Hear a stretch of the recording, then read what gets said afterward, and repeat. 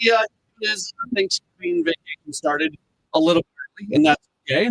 See, Gatter, he's a great job with filming it here. Hey, guys, we haven't done a lot there together. Some soccer stuff, so it's good to see you. I was just going to say that. I can't think of the last time off the top of my head that you and I, outside of, I'm a guest on your shows from time to time, and sometimes when I'm filling in during the day, you'll have your scheduled shot, your scheduled slot in there as a guest.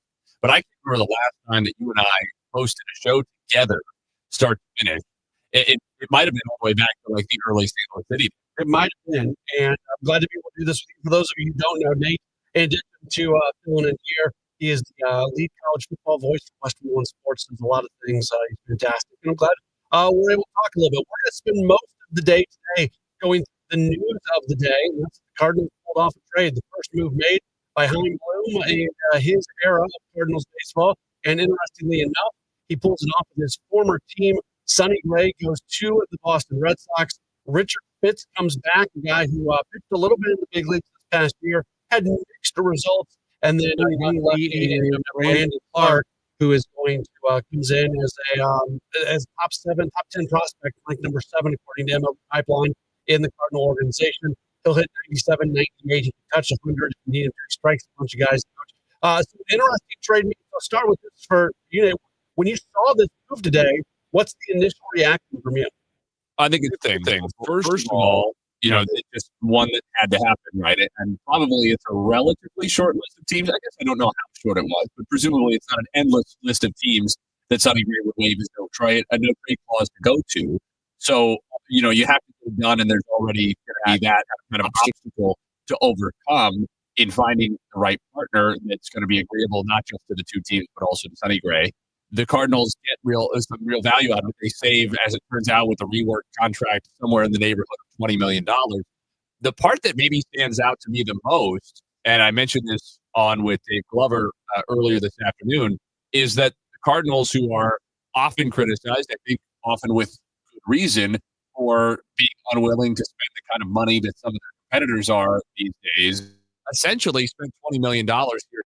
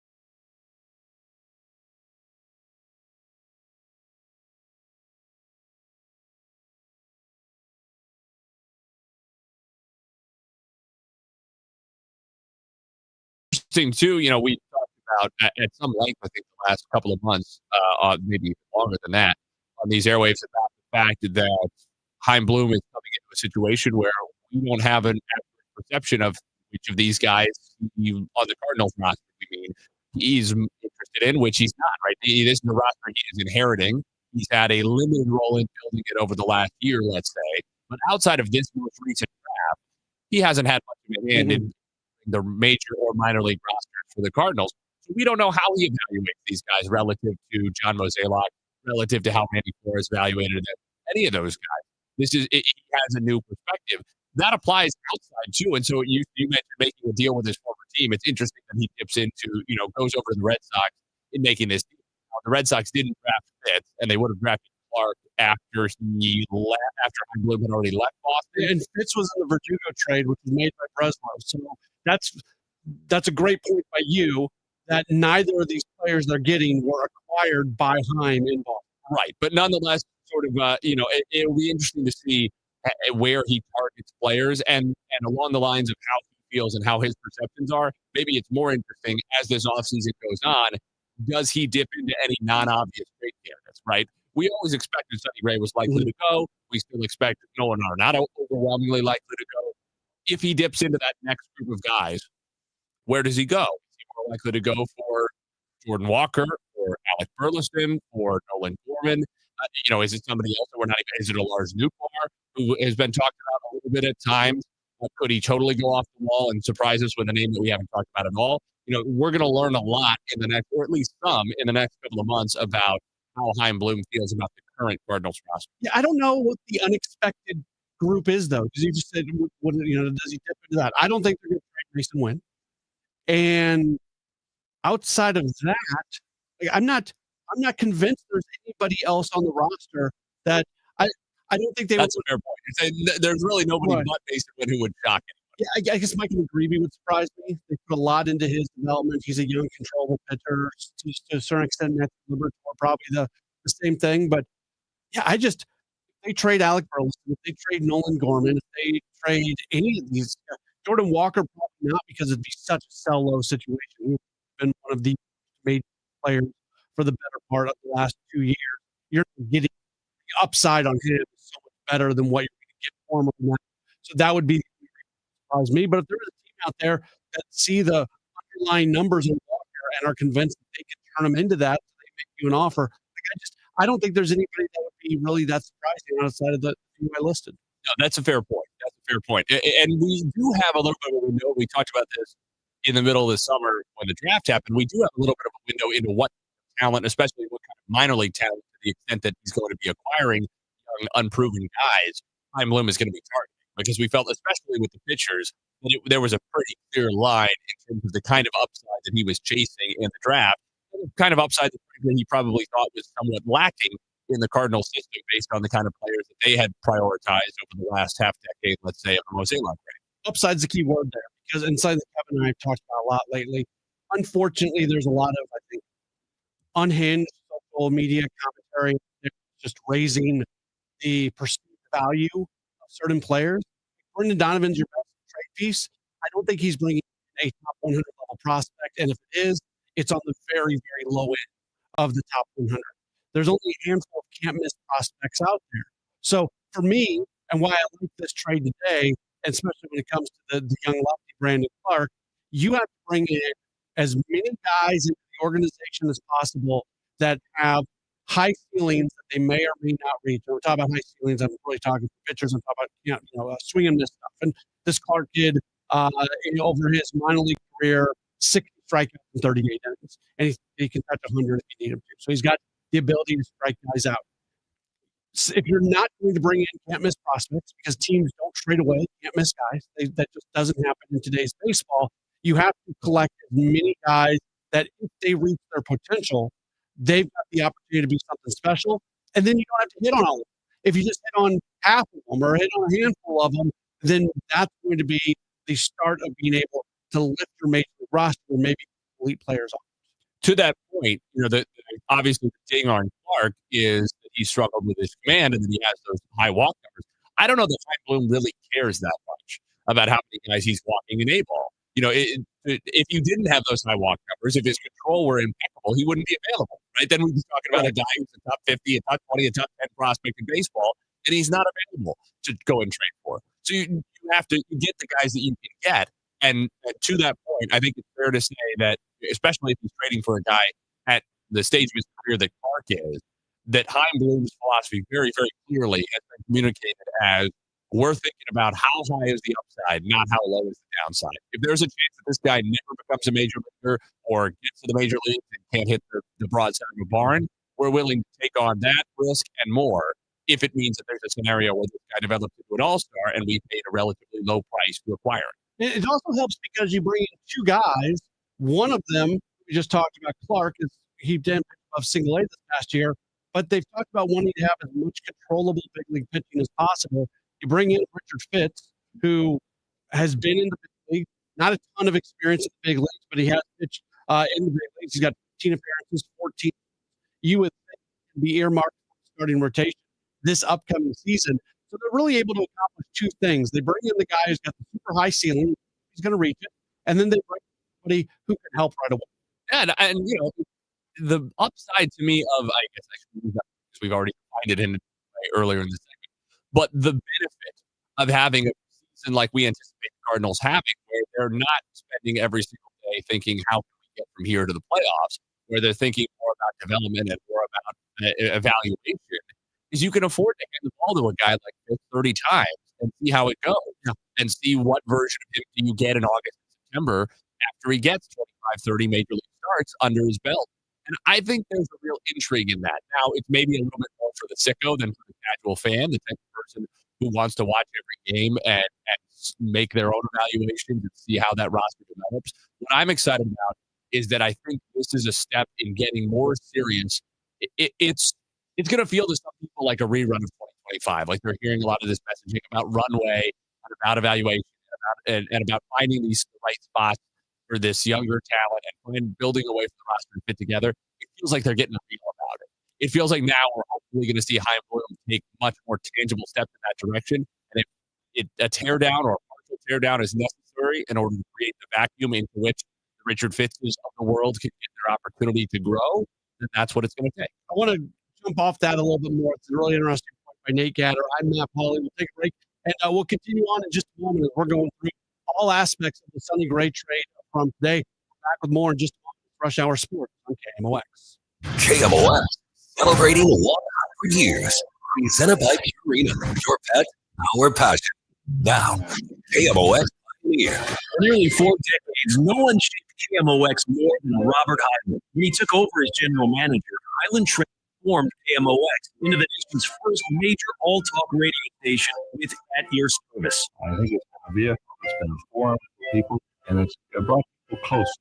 That's what we're trying to do, air the views so we can put them out on the table and then dissect them and talk about them among ourselves and also with experts and so-called experts on answer service. He built KMOX into the sports voice of St. Louis, securing partnerships with the Cardinals, Blues, Football Cardinals, and Mizzou, and turning the station into a national powerhouse. A tireless leader, Robert Hyland turned KMOX into what CBS founder William Paley called the jewel in the CBS crown.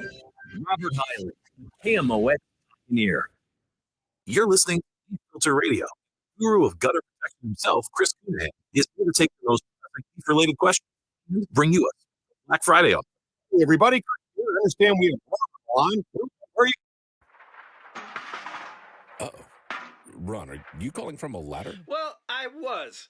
I wanted to ask Chris what I need to do to get my gutters ready to have leaf filter installed. Oh, Ron, you don't have to do anything. A Leaf Filter Trusted Pro will come out and clean out your gutters, realign and seal your gutters, and install Leaf Filter, America's #1 gutter protection system. So I didn't need to get on this ladder? Ron, Leaf Filter Trusted Pros are in your neighborhood and ready to help. Just visit leaffilter.com/deal to schedule your free gutter inspection and get up to 30% off. Thank goodness. What was that site? That's leaffilter.com/deal. And now, as a special Black Friday offer, you can get a free gutter inspection, plus up to 35% off. This is our best offer of the season. Unlock it now at leaffilter.com/deal. See representative for warranty details. There is nothing like watching Thanksgiving football, but for football fans in Missouri, this year FanDuel is about to make it even better. With points giving, all FanDuel customers in Missouri get $1 in bonus bets for every point scored in the Chiefs-Cowboys game. So, for example, if the final score is 24-21, you'd get $45 in bonus bets. Doesn't matter if you've already signed up for FanDuel or if you've been waiting for the right moment to join. Just head to FanDuel.com/Missouri to get in on the action in Missouri. That's FanDuel.com/Missouri to score bonus bets for every point in the Chiefs-Cowboys game. Enjoy a football feast with points giving on FanDuel, coming soon to Missouri. 21 and over and present in Missouri. Gambling problem? Call 1-800-GAMBLER. Opt-in required. Bonus issued as non-withdrawable bonus bets, which expires 7 days after receipt. Restrictions apply. See terms at sportsbook.fanduel.com. Traffic from the michaelsflooringoutlet.com traffic center. Well, we're bogged down both directions on 270 between Olive and Manchester, but southbound jam south of 364 down to that point. And then it's still slow southbound down through Doherty Ferry and 44 to Tesson Ferry. South 170 backs up Delmar to 64, westbound 64 Kings Highway, headed out through Clayton Skinker, but it's slow all the way to Hanley. It's slow Clarkson to Topgolf, 94 most of the way to Winghaven, and bumper to bumper 364 most of the way out to Highway 70. Southbound 141 got another crash. This time it's a Clayton Road, jammed from almost Ladue to Clayton. And then there's still heavy traffic coming down through Carmen, backed up Big Bend down into Valley Park. Westbound Manchester from almost the Sam's Club before you get to Barrett Station out to Henry. That's stop and go crawling. Westbound 44, we got a crash west of Laclede Station. It's jammed at River to Pear. Southbound 55, Arsenal down through Bates. North of Z, almost midway between M and Z down to McNutt. 255 still delays, both east and or north and southbound, exiting onto Route 3 southbound because of that crash near Quarry Road in Columbia, and westbound 44 delays between the bridges. I'm Roger Brand at the Michaels Flooring Outlet.com Traffic Center. Sponsored by the Moolah Shrine Center Festival of Trees. Hello, everyone. I want to invite you to the Moolah Festival of Trees. Come see over 40 of the best decorated trees you'll ever see. Adult tickets are only $2 and kids under 12 are free. November 22nd through the 29th at the Moolah Shrine Center. This is Rush Hour Sports on 104.1 FM KMOX. Rush Hour Sports rolls on right here on KMOX. Kevin Wheeler out this week. He's got the entire week off for the Thanksgiving holiday. We'll have a few different people in throughout the course of the week today. Very happy to be able to work with Nate Gatter. We're continuing to talk through the trade that the Cardinals announced earlier today. Sonny Gray goes to Boston. Richard Fitz, who's probably going to be in the big league rotation this upcoming season, comes back. And then Brandon Clark, who's a year or two away, did not pitch above the single-A level this past year. He comes back as well. He's been slotted in as number 7 on the Cardinals prospect list, according to MLB Pipeline. Nate, you said something interesting in our last segment, and in many ways, it almost retroactively feels like this past season of Cardinals baseball, they really didn't accomplish what they would have liked to accomplish from a runway standpoint and all that, because now they were clearly in a rebuild, but not fully in it. Now it feels like they're actually in it. And you kind of openly wonder, would they be a year further along had they done some of this stuff 1 year ago? Matt, I've said this many times. I think as a fan, the most important thing is to feel like your team has a direction and has a clear one and is committed to it. I felt that the Cardinals acted like they had a direction this past year and didn't consistently take steps to actualize it. What's frustrating about that, and what's sort of a sign of it or evidence of it, is that I don't feel we know that much more about the Cardinals now than we did before the season started. There are relatively few players who I feel we learned a lot about during last season. What's the point of runway if we get to the end of the season, we're like, basically the same roster, pretty much the same information? And I'm not going to say that doesn't mean they didn't learn anything about anybody. You make some progress in any given year. But to your point, it's not like, all right, well, this feels like a 3-year rebuild and 1 year's down. This feels like a team that's still deciding if the rebuild's going to start, and if so, what it's going to look like and how long it's going to take and what is the runway, for lack of a better word, on that rebuild. And now today, the Sonny Gray trade is the first real declaration of kind of a flag plant of the rebuild starting, and it's going to happen for real. And we're going to see how the rest of the offseason goes in determining whether that's likely to be a 1 or 2 or 4 year type of process. I would assume they're not going to be comfortable saying openly they think it's going to be a 4-year deal. That's not the type of thing that happens. Well, they still won't call it a rebuild, and that's fine. That's fine, but it is a rebuild. I think what I'm saying is I'm so much less concerned with what they call it than I am with what they do. Right. And last year it felt like they were not going to use the word rebuild, but they were very comfortable saying this is a different season than we've had in the past. This is not a season where the end-all, be-all is making the postseason. They were pretty comfortable and open about that, and then they didn't really do a whole lot to effectuate that position. And I think what we're already seeing is Chaim Bloom coming in and taking action toward the end game, and setting that direction and following it with more authority. And that's one of the things that probably is born out of the advantage he got from having a year to familiarize himself as much as possible with the organization at the major league level and at the minor league levels, and really have a time to make a plan and know what he wanted to do when he got in charge. There are probably times last season when he was sitting there itching a little bit, thinking I might handle this situation a bit differently if I had the big chair already. Now he does, and it hasn't taken him long to make a pretty significant move. I think I agree with everything you just said. I think it is worth noting they did learn some things this past year. I think you learned something with Matthew Liberatore. That's probably the greatest example. We're going to take a guy who's been a reliever who, before the season got started, the most sure thing was he's going to help you the most out of the bullpen. And they said, that be darned, we're going to put him in the rotation and see how it goes. And that worked out well. I think we learned something about Alec Burleson, where now we can view him as somebody who he can be a key part of this team with what he was able to do during the year. Ivan Herrera was certainly trending in that direction, but giving him the opportunity that they gave him this year. But the two guys that we talked about over and over and over again going in this past year were Nolan Gorman and Jordan Walker. And maybe we did learn about Walker that he's just not somebody that you can trust yet. But when it came to Gorman, he was never given the Matthew Liberatore treatment where you're just going to put him in a spot and leave him there. And now it almost feels like that could be what happens this year with Gorman, that you're going to go into the season and he's going to be the third baseman. And this is finally going to be the Gorman runway season, which should have been last year. That's a good point, is that maybe my issue, and this is one of the reasons that I felt that a lot of the criticism directed toward Ollie Marmol was sort of misdirected. It wasn't unreasonable. It was just pointed in the wrong direction. Because what's he supposed to do, right? He's only got 9 spots on the lineup card every day. He can't put every guy that they want to give runway in the lineup every day. And the answer to me was that they just had too many redundancies on their roster last year. And I understand it's not as simple as press a button and get rid of that. But in retrospect, I wonder if John Mozeliak could have done a little more last offseason to try to clear out some of that roster clog and create a situation where Nolan Gorman could play every day or close to every day without taking at bats away from somebody that you really wanted to have in there, either because of wanting runway for that guy or because of just wanting to, try to be as competitive as possible, right? Obviously, they're not taking at bats away from Brendan Donovan to put Nolan Gorman in the lineup. That's not a reasonable request.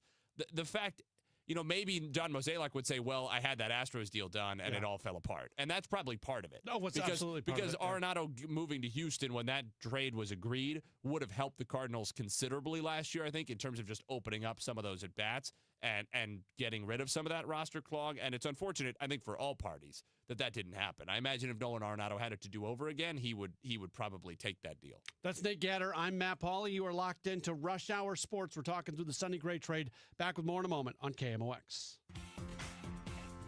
Swapping out your tires? There's nothing like it. With eBay, you can find the feel you're looking for, from smooth highway rides to grip for rough terrain.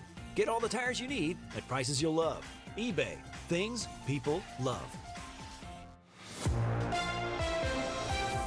At 5:30, the news is sponsored by Michael's Flooring Outlet, the flooring experts, michaelsflooringoutlet.com. Right now, we've got some clouds. It is 55 degrees downtown at the Arch. St. Louis rap legend Nelly was in North City today, personally helping families put food on the table for Thanksgiving. We're here right now, North St. Louis at Wallbridge Elementary.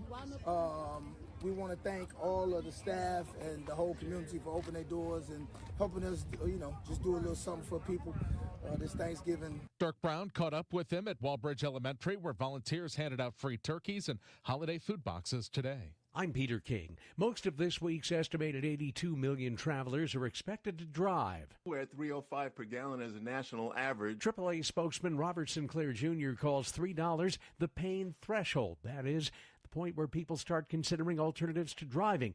But the Auto Club's Thanksgiving survey shows that is not expected to be a problem this year. With 90% of those who are taking a Thanksgiving trip driving to their destination. Peter King, CBS News. Holiday travelers headed through Columbia, Missouri on Wednesday should expect delays on eastbound Interstate 70.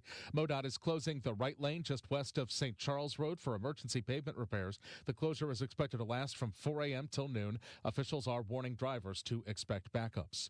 When will the city of St. Louis use all of its ARPA relief money? Just given the constraints that we're under with the programming, et cetera, but we are truly focusing on it, and I am very, very confident that we are moving forward in the best possible way. St. Louis Mayor Kara Spencer on KMOX with Chris and Amy speaking about the struggles of spending the nearly $500 million allotted by the federal government in ARPA money.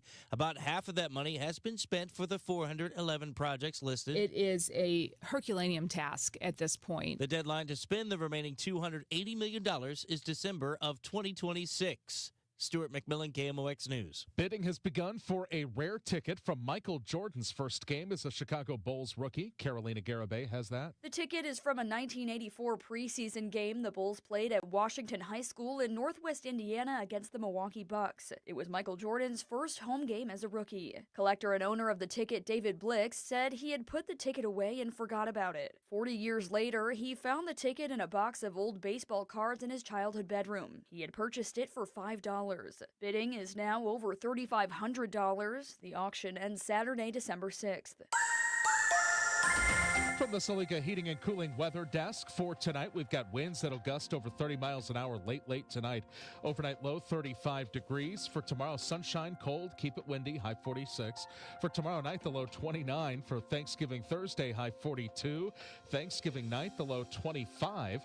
And for Friday's high, 41. Saturday, Sunday, we get rain and wet snow mixing together and a high of 39 degrees. Right now, clouds and 55 downtown. I'm Michael Calhoun, KMOX News.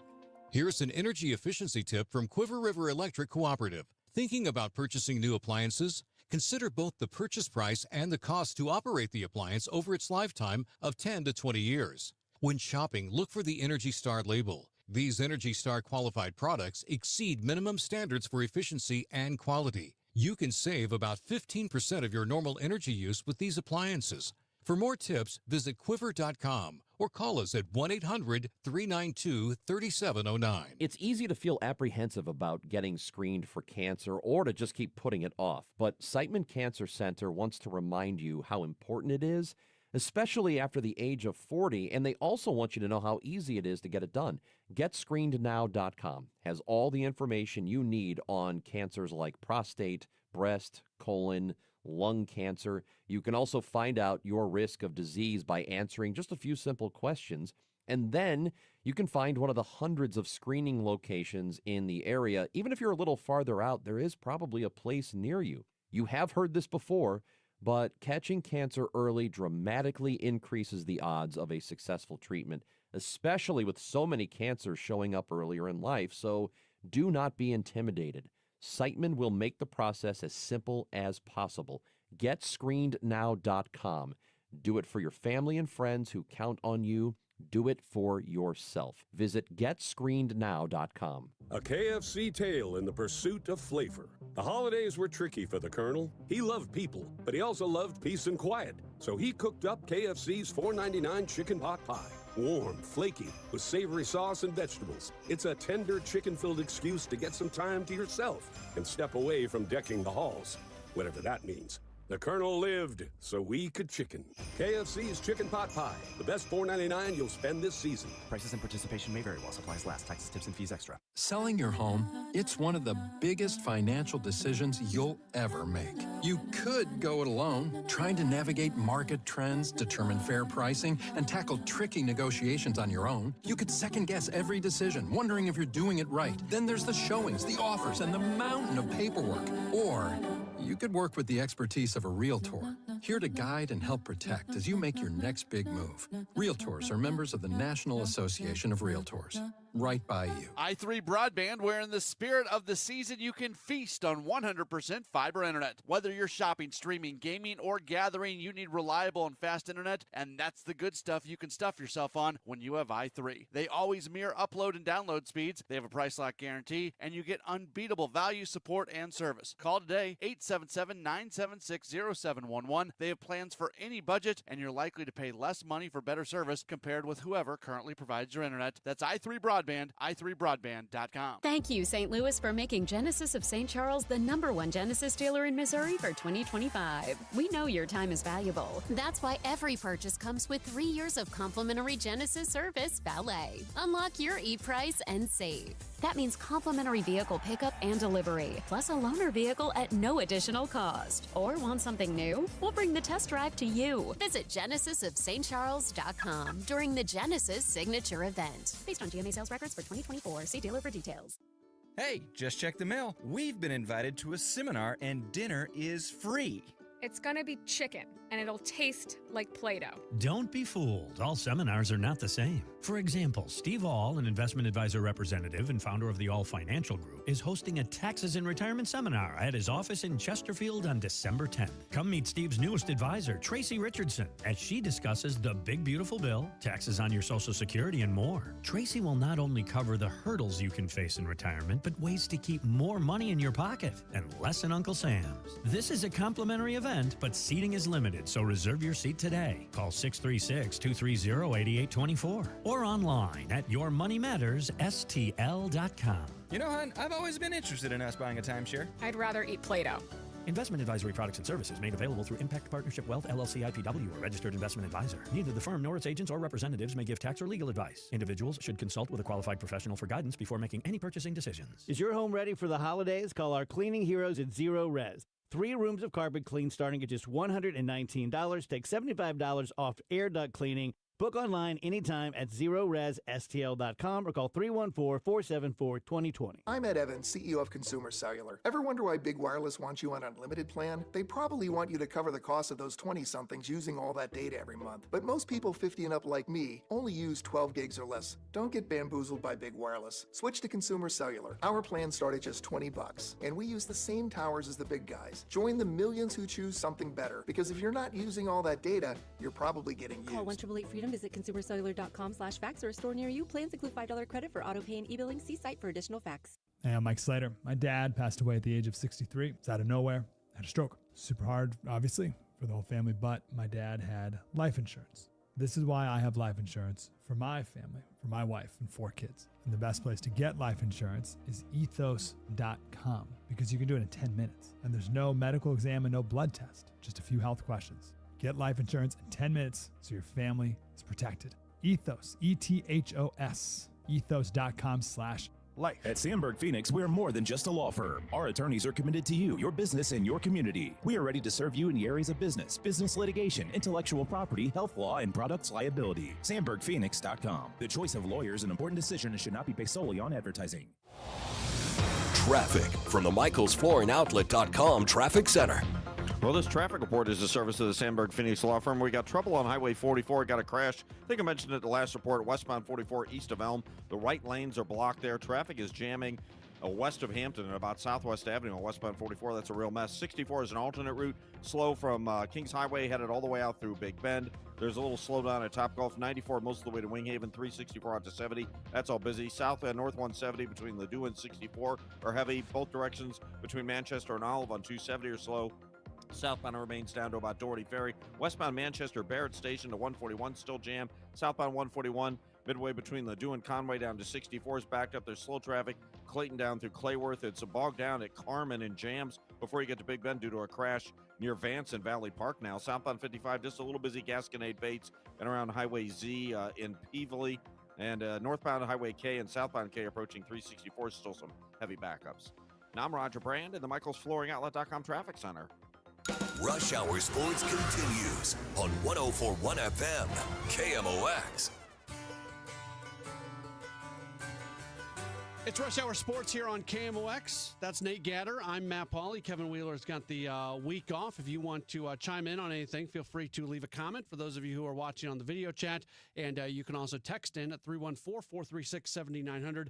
We'll do this for about another 20 minutes or so, and then I've got a full sports open line coming up this evening. We're going to talk with Chris Cotillo today at about 6:20. He's a Red Sox beat writer for Mass Live, and he'll give us the Boston side of things on what the Cardinals are getting back. Our friend Corey Miller from Channel 5 will join us. And also, if you missed it, we ran much of the press conference here on KMOX. We didn't run the whole thing. Chaim Bloom did meet with the media today via Zoom. I went through much of it and pulled out cuts, and we'll play back much of what Chaim Bloom had to say. We'll do that during Sports Open Line as well. So that's all coming up later on today.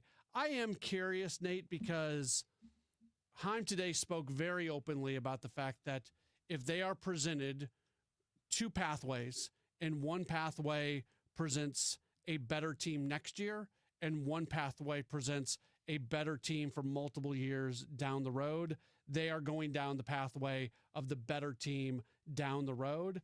And moving on from Gray, and they'll add a starting pitcher at some point. I actually would contend that they'll probably, whoever is their opening day starter, I don't think is on the roster right now. I think they're going to bring in somebody, maybe not to the level of Gray, but who kind of gets slotted in as their number one starter.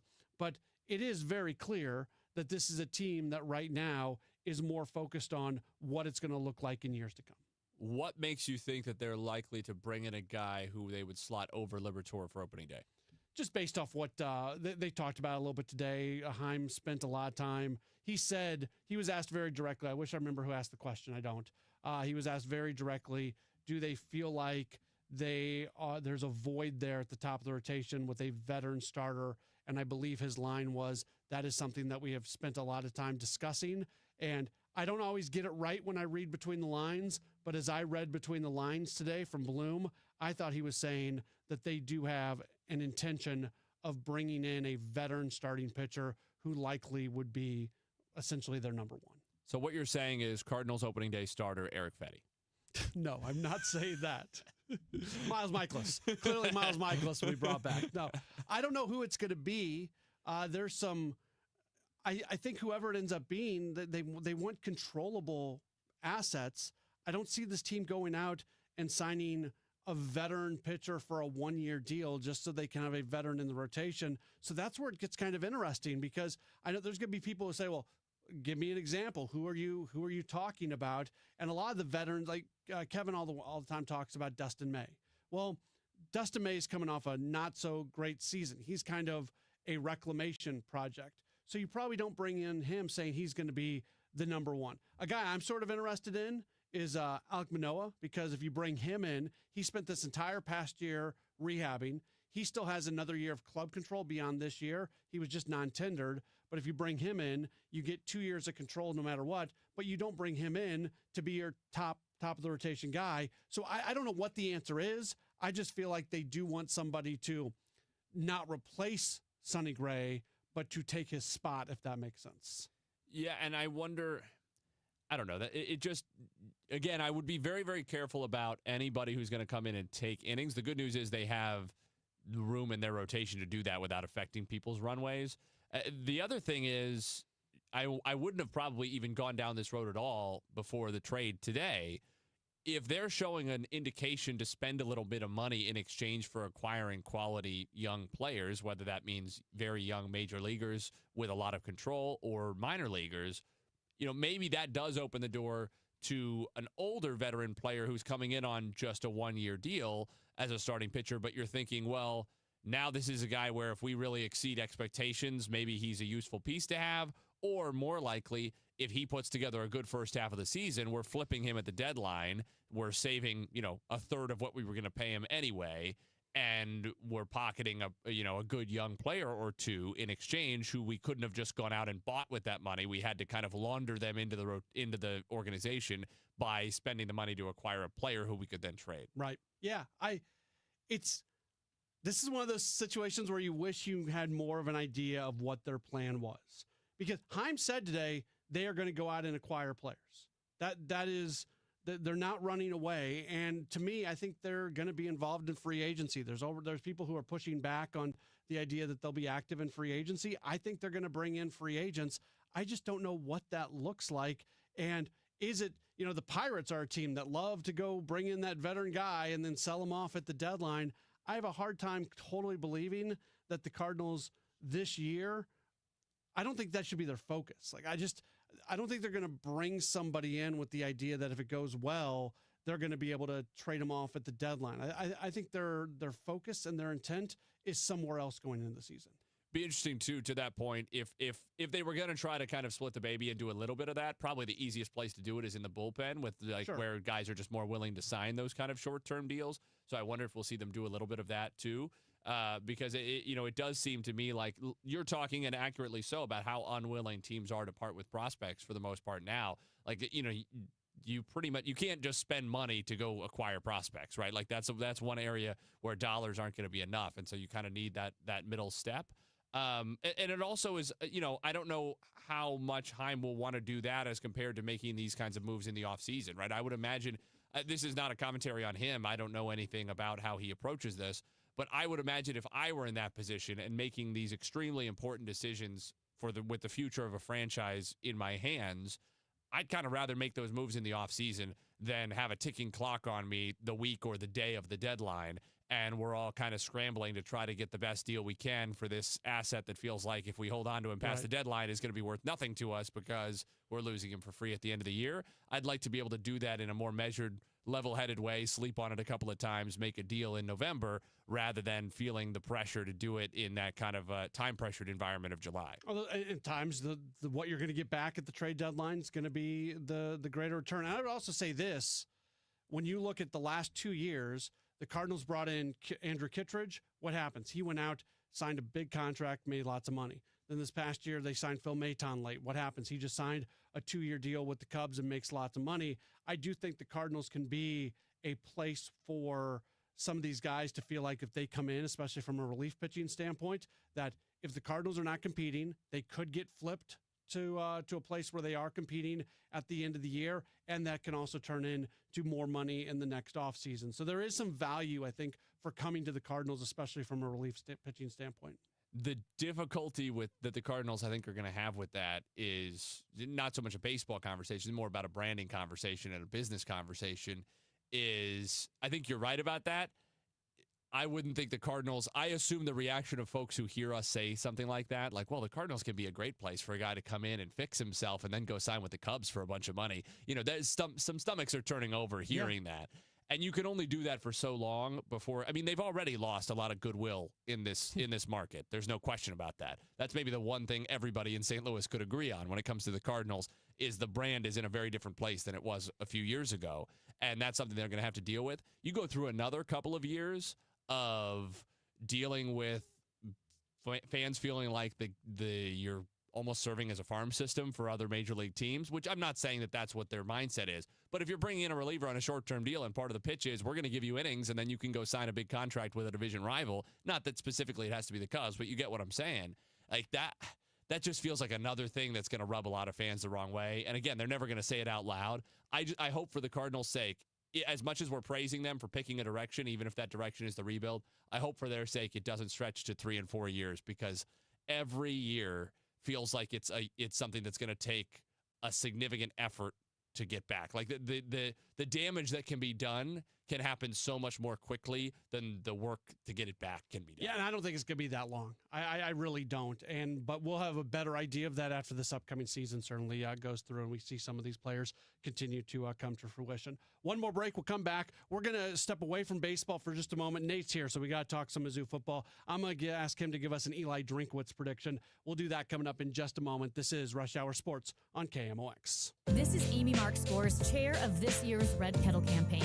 Christmas reminds us of the challenges faced by our neighbors in need, basic needs we sometimes take for granted. When you give with joy to the Salvation Army, you transform lives. You put food on the table and provide warm beds. You give veterans and seniors purpose. You help a child experience the joy of Christmas. And 90 cents of every dollar donated goes directly to critical social services. Bring joy to the world today. Visit salarmy.us/Amy Mark Scores. Traffic from the MichaelsFlooringOutlet.com Traffic Center. Well, they're still working this crash westbound Highway 44 east of Elm. The 2 right lanes are blocked, 2 left lanes are open. Traffic is a solid jam from Southwest Avenue, so just west of Hampton as you come around the bend, you're bumper to bumper out into the Webster Groves area, unfortunately. Westbound 64 as an alternate is slow, Kings Highway all the way to Big Bend, but it's not a jam like 44. It's also slow on westbound 64 from K midway to Winghaven and 364 out to 70. 364 northbound from Waterford Crossing up to northbound K, Waterford Crossing up to 364 is backed up. Southbound's backed up through Highway and a lot of congestion. In O'Fallon, 270 both ways between Ladue and Manchester. Still busy. Southbound remains heavy down to about Doherty Ferry. Southbound 141 still backed up north of Big Bend into Valley Park because of a recent crash. 255 still heavy both directions getting off at Route 3 Columbia. We had an earlier crash near Quarry Road. Southbound 55 Z down through McNutt and Peevely heavy. And eastbound 255 or 5570 rather approaching 255 to 157 jammed in that construction zone. I'm Roger Brand at the MichaelsFlooringOutlet.com Traffic Center. At Cardinal Glennon Children's Hospital, every moment with our patients is a gift. This holiday season, you can be the reason children have hope as they fight serious illness and reach milestones once thought impossible. Your gift provides life-saving care to those who need it most. Please donate today at treeofhope.org and be the reason a child has hope for tomorrow. Join in the festivities as the St. Louis Symphony Orchestra presents Beethoven's Seventh, Energy and Reverie. Sparks of energy will fly across Powell Hall in this spirited Thanksgiving weekend event featuring one of Beethoven's personal favorites, his blazing, boisterous Seventh Symphony. Pianist Joyce Yang joins to give her interpretation of Rachmaninoff's Rhapsody on a theme of Paganini, November 29th and 30th. Tickets at slso.org. This is Congressman Bob Onder. For 43 days, the left kept the government closed, holding the American people hostage and demanding radical policy changes, including free health care for illegal immigrants. However, thanks to strong Republican leadership, the Senate voted to reopen the government and put America first. I'm thrilled to return to Washington so I can continue to vote to help Missourians, to secure our nation's borders, and to cut wasteful spending. Visit onder.house.gov to find the office closest to you. Paid for by official funds authorized by the House of Representatives. This is Rush Hour Sports on 104.1 FM KMOX.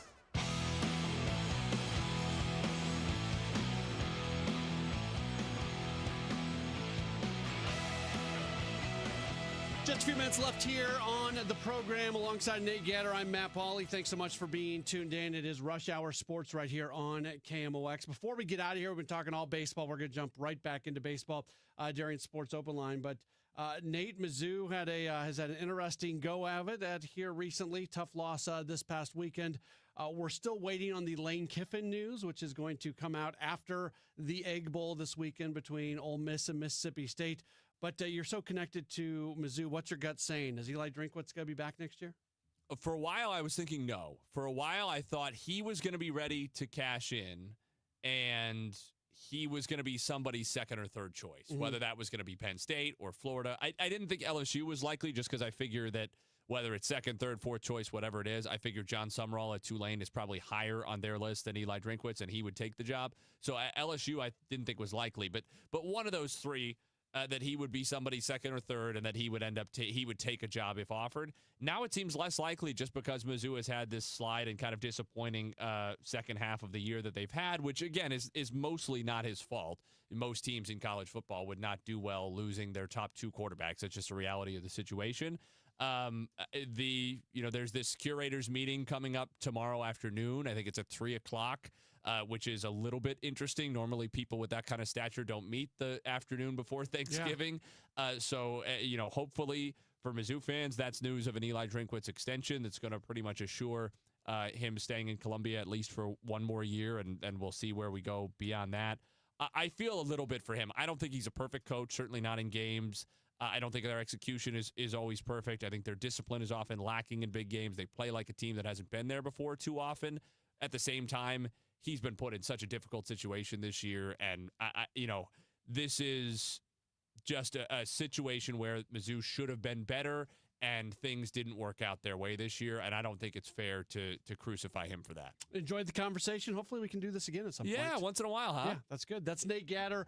Again, coming up, we've got Sports Open Line beginning after the 6 o'clock news. Chris Cotillo is going to join us at 6:20. We'll talk a little hockey with Amy Marks, of course, today. Corey Miller from Channel 5. You'll hear from Heim Bloom as well. That's all coming up during the 6 o'clock and 7 o'clock hours right here on KMOX.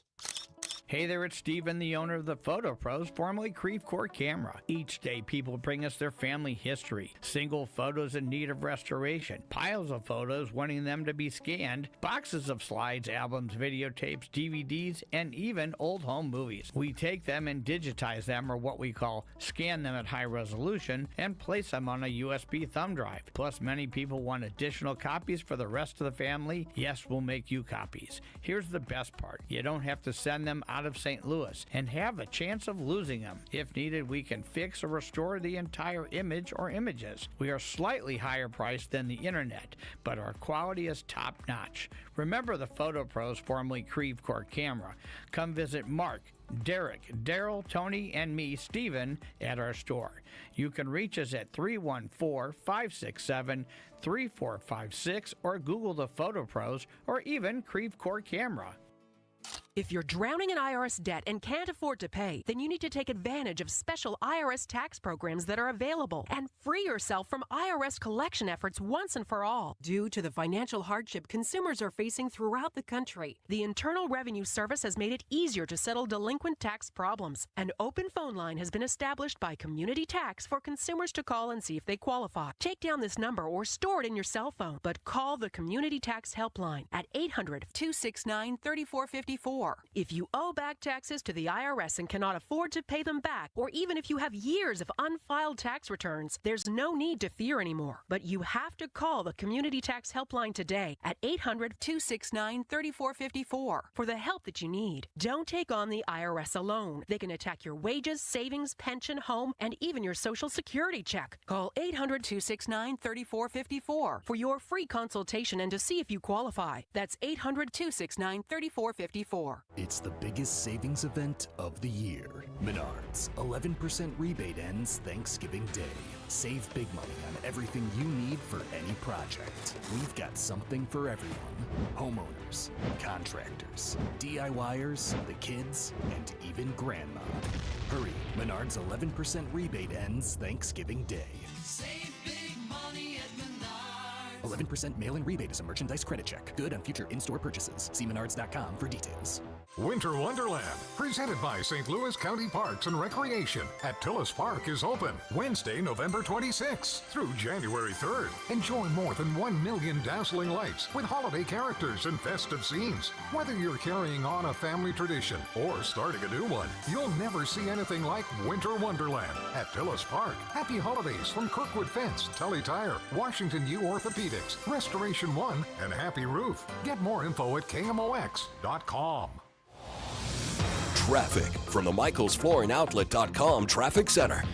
Well, we still got the westbound 44 jam. They're clearing that crash. It looks like maybe the lanes are getting open now. It's westbound 44 between Laclede Station and Elm, and traffic is still jammed right around Arsenal, west of Southwest Avenue, bumper to bumper coming out of the city. If you want alternate routes, southbound 55, just a little busy, Gasconade through Bates. Westbound 64, busier than that, but it's still better than 44. Westbound 64, Kings Highway, headed out through to about Big Bend, is still pretty slow.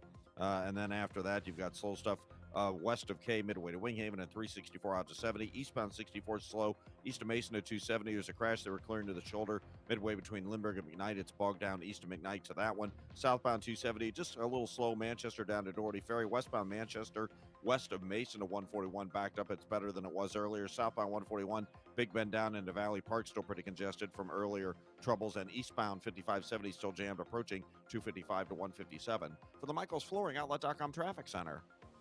Celebrating 100 years of informing and entertaining. KMOX AM St. Louis, KMOX FM Hazelwood, the voice of St. Louis. It's Thanksgiving travel time. We will spend Thanksgiving together as a family.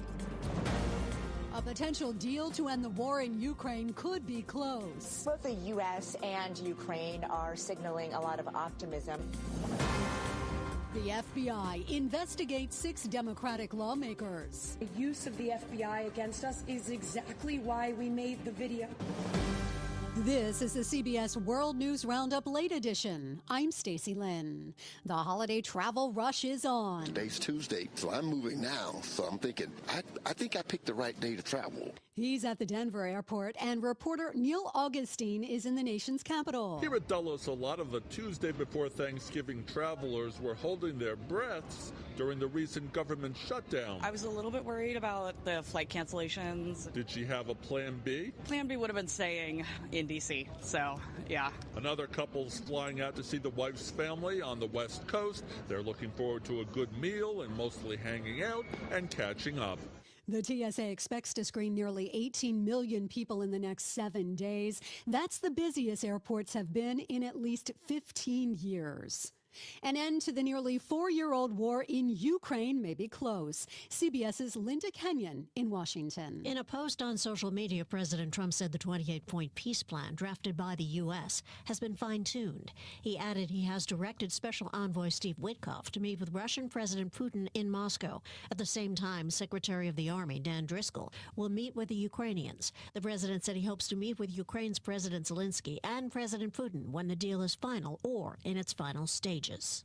The feds are investigating some Democratic lawmakers. Here's Justice correspondent Scott McFarland. Multiple sources tell CBS News the FBI has notified 6 Democratic members of Congress that they're the subject of an inquiry over a video they made last week in which they urged U.S. service members that they don't have to follow unlawful orders. Michigan Senator Alyssa Slotkin is one of them and called the probe a weaponization of the federal government against perceived adversaries of President Trump. If he wants to use the FBI and Kash Patel against us, that is his choice, but it just reaffirms why we made this video in the first place. All 6 lawmakers are veterans or former national security officials. High school football coach Travis Turner is missing, and Robin Lawson with the Virginia State Police says he's now been charged. Turner is wanted on 5 counts of child pornography and 5 counts of using a computer to solicit a minor. On Wall Street, stocks finished higher today. Now this. The annual Progressive Keys to Progress program provides vehicles to deserving veterans, helping our heroes drive their lives forward. Learn more at keystoprogress.com. At 6:03, it's a mostly cloudy sky. Right now, 54 degrees downtown at the Arch. As the Cardinals go through a process of restocking talent, often called a rebuild, the cost for now is pitcher Sonny Gray. Gray has been the Cardinals' #1 starter each of the last 2 seasons. He's traded to Boston for Richard Fitz, who just completed his rookie season, and Brandon Clark, who has not pitched above single-A, but is now a top 10 prospect in the organization. Cardinals president of baseball operations Chaim Bloom says this helps the team long-term. The way to get there is through building on our core of talent and having promising young talent that can be with us for many years and that have their best ahead of them, we hope. Sometimes the long term might conflict with the short term. Sonny's a really talented pitcher. There's no doubt about that. When those two things run in opposite directions, we're going to choose the long term because that's where this organization needs to be. The Cardinals are reportedly picking up about $20 million of Gray's salary to make the deal happen. Matt Pauley, KMOX Sports. Sheriff Alfred Montgomery's trial to potentially remove him from office has concluded. Sheriff's Attorney David Mason maintains the attorneys general have no evidence to prove their accusations, while downplaying the legitimacy or seriousness of the witness testimony or video proof they introduced. I think that he was left with really trying to exaggerate some things to try to raise them to the level of being something sufficient quo warranto, and I think that argument largely failed. While case law was raised by the attorneys general, it was used to put the quo warranto in context, and their closing argument focused on the video evidence and testimony that supports their counts. Judge Stephen Omer said he will weigh his decision and make it based on evidence, and although he gave no timeline, he said he will do his best to rule in a timely manner. Outside the Carnahan Courthouse, Sean Malone, KMOX News. St. Louis Voices Academy of Media Arts Charter School in the Park Pacific building will not be allowed to reopen after Thanksgiving after a security assessment by former police chief Sam Dotson. The Missouri Charter Public Schools Commission sent a letter to the school saying if the security deficiencies are not corrected and those actions not met, the commission will initiate permanent closure. Now, as part of the immediate closure, the commission requires SLVA to do several things, including temporarily using 36 hours of virtual instruction, notify parents and staff. Dotson's report says based on site observations, interviews, and policy analysis, SLVA faces persistent safety and security risks that warrant corrective action, potentially exceeding what can be addressed while the school operates in its current manner. Maria Kina, KMOX News. Union workers turned out in force last night to urge the Festus City Council to approve a new data center. While some residents raised environmental concerns, supporters argue the development would bring new jobs. Union laborer Jacob West says the project is about more than just a building. I'm asking you to weigh the full picture, not just the fear of change or the noise of what might go wrong, but the very real upside for local families and local residents here. Growth creates jobs. Jobs can turn into careers, and those careers help stabilize communities. But neighbors are still concerned about noise and the environmental impact on their properties. It is 6:06 right now. So let's get you to Roger Brand, find out what's happening in the KMOX Traffic Center. Roger? We still got some slow going out there, Michael, and jam on 44, unfortunately. This traffic reports a service of Amon, Gantner, and Capriano. They did clear the crash westbound 44. It looked to me like it was cleared at near the Edgar Road overpass, is about midway between Laclede Station and Elm. But traffic is still a solid jam on westbound 44, and that begins right around Southwest Avenue, Hampton, getting up to this point on westbound 44. So again, tough traffic, a solid jam running all the way out of the city to that point. Westbound 64, it's still heavy, but it's better as an alternate. Kings Highway headed out through Bellevue, a little bit of congestion, but it's not jammed. It's slow. West of K midway to Wing Haven and Lake St. Louis Boulevard on 70. Eastbound 64, east of Mason to 270. Slow. There's a little backup east of Lindbergh midway into McKnight. They were clearing a crash there. 255 is still heavy eastbound east of the JB Bridge on the Route 3. We had a crash earlier on Route 3 southbound at Quarry Road in Columbia. Westbound Manchester is still backed up west of Mason to 141. That's still pretty tough going. We still have the road repair underway. Eastbound 5570 at 157, left lane closed, a jam through 255. I'm Roger Brand at the MichaelsFlooringOutlet.com Traffic Center. A bit of a gloomy day across the St. Louis area, and partly to mostly cloudy skies will be with us this evening and overnight. But the big deal tonight, we have a cold front coming by. Winds will be turning to the northwest. It's windy and it's colder. Some of these winds could be pushing 30 miles per hour, especially late tonight. 35 for the overnight low. Before that front, temperatures will stay upper 40s, low 50s for evening plans. On Wednesday, partly to mostly sunny skies, but it's a windy day. It's a cold day, 46 for the high, but it will feel colder if you're caught in that wind. Wednesday night, partly cloudy and cold, down to 29. Thursday, Thanksgiving, plenty of sunshine, breezy and cold, 42 degrees, clear and cold. Thursday night, 25. Let's keep going through the long holiday weekend. Friday, partly sunny, 41. Friday night, cloudy skies, a mix of rain and wet snow, 32, so real borderline temperatures, but cold enough. Saturday and Sunday, a mix of rain and wet snow, 39 each day. From the Saliga Heating and Cooling Weather Center, I'm meteorologist Dave Murray on 104.1 FM, KMOX. And right now it's a cloudy sky, 54 downtown at the Arch. I'm Michael Calhoun, KMOX News.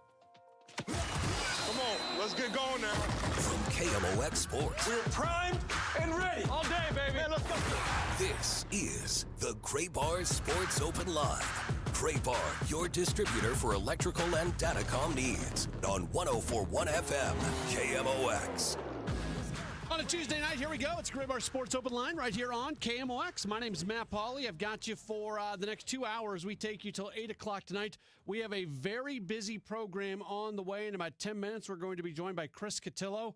Chris is a Red Sox beat writer for MassLive.com, and we'll get his thoughts on the Sonny Gray trade today, and more specifically, what he thought about what the Cardinals are getting in return for Sonny Gray. We'll talk some hockey, our weekly conversation with Hockey Amy. Amy Marks, of course, is going to join us at 6:35. Next hour, we'll talk with Corey Miller from Channel 5. We'll get his thoughts on the Sonny Gray trade. We'll talk some Mizzou with him as well. And then, as mentioned earlier today, and you've heard some of the audio here on the station, and we ran some of the press conference when it was actually taking place. But Chaim Bloom did meet with the assembled media today, and we're going to go back through some of what he had to say and play a good number of those cuts. That's going to happen at about 7:30 or so. As always, if you want to chime in on what we're talking about, multiple ways to get connected with the program. You can call or text 314-436-7900, 314-436-7900. You can tweet at me, at Matt Pauley on air, MattPauley on air. And for those of you who are watching on the video stream, we welcome your phone calls and, we welcome your messages via the video stream. You can certainly do that as we take you through the course of the next 2 hours. So let's start with my thoughts on what went down today. It had become abundantly clear recently that the Cardinals were likely to move on from Sonny Gray. Gray was ready to go pitch for a team that was in more of a win-now moment, and he had a large salary connected to him. And if the Cardinals could trade him, get a good return, and get out from some of that money, that was something that could expedite the process that the Cardinals are currently going through to get back to where they want to be. And from a financial standpoint, you can look at it from two separate ways. You can look at it as they're picking up $20 million of his salary for the upcoming season. So they are paying him, they're giving him $20 million, and he's not going to pitch for the Cardinals. For the people out there who are very critical of the Cardinals about their willingness to eat money, well, they're eating $20 million. Now, that's talking out of one side of the mouth. Talking out of the other side of the mouth is they're also saving $20 million. Yeah, they're not. Sonny Gray isn't a member of the Cardinals, but they're getting out from underneath the other $20 million there. So You can look at it either way for sure, but the Cardinals are not exactly known as a team that eat a lot of money, that go pay players to go play for another team, and that's what they're doing with Gray. They're picking up $20 million. And I don't know what the market was for Gray. I assume that there were a number of suitors out there, and I even think that if they would have waited longer, maybe some other things could have potentially developed, but I would assume that the Cardinals' willingness to pick up that money allowed them to get a better return. And we need to put everything in perspective when it comes to return. We're living right now in a world of misinformation, and there is so much misinformation out there right now when it comes to what the market value is for players who the Cardinals might trade. Like, I'm seeing some of the stuff out here connected to what the Cardinals could get for a Brendan Donovan. And I think Donovan is an incredibly valuable player that the Cardinals are going to get some really, really nice pieces for. But some of the stuff I see on social media, and I'd love to be wrong. And if I'm wrong, I'll be the first person to yell and scream and raise my hand and say that I was wrong.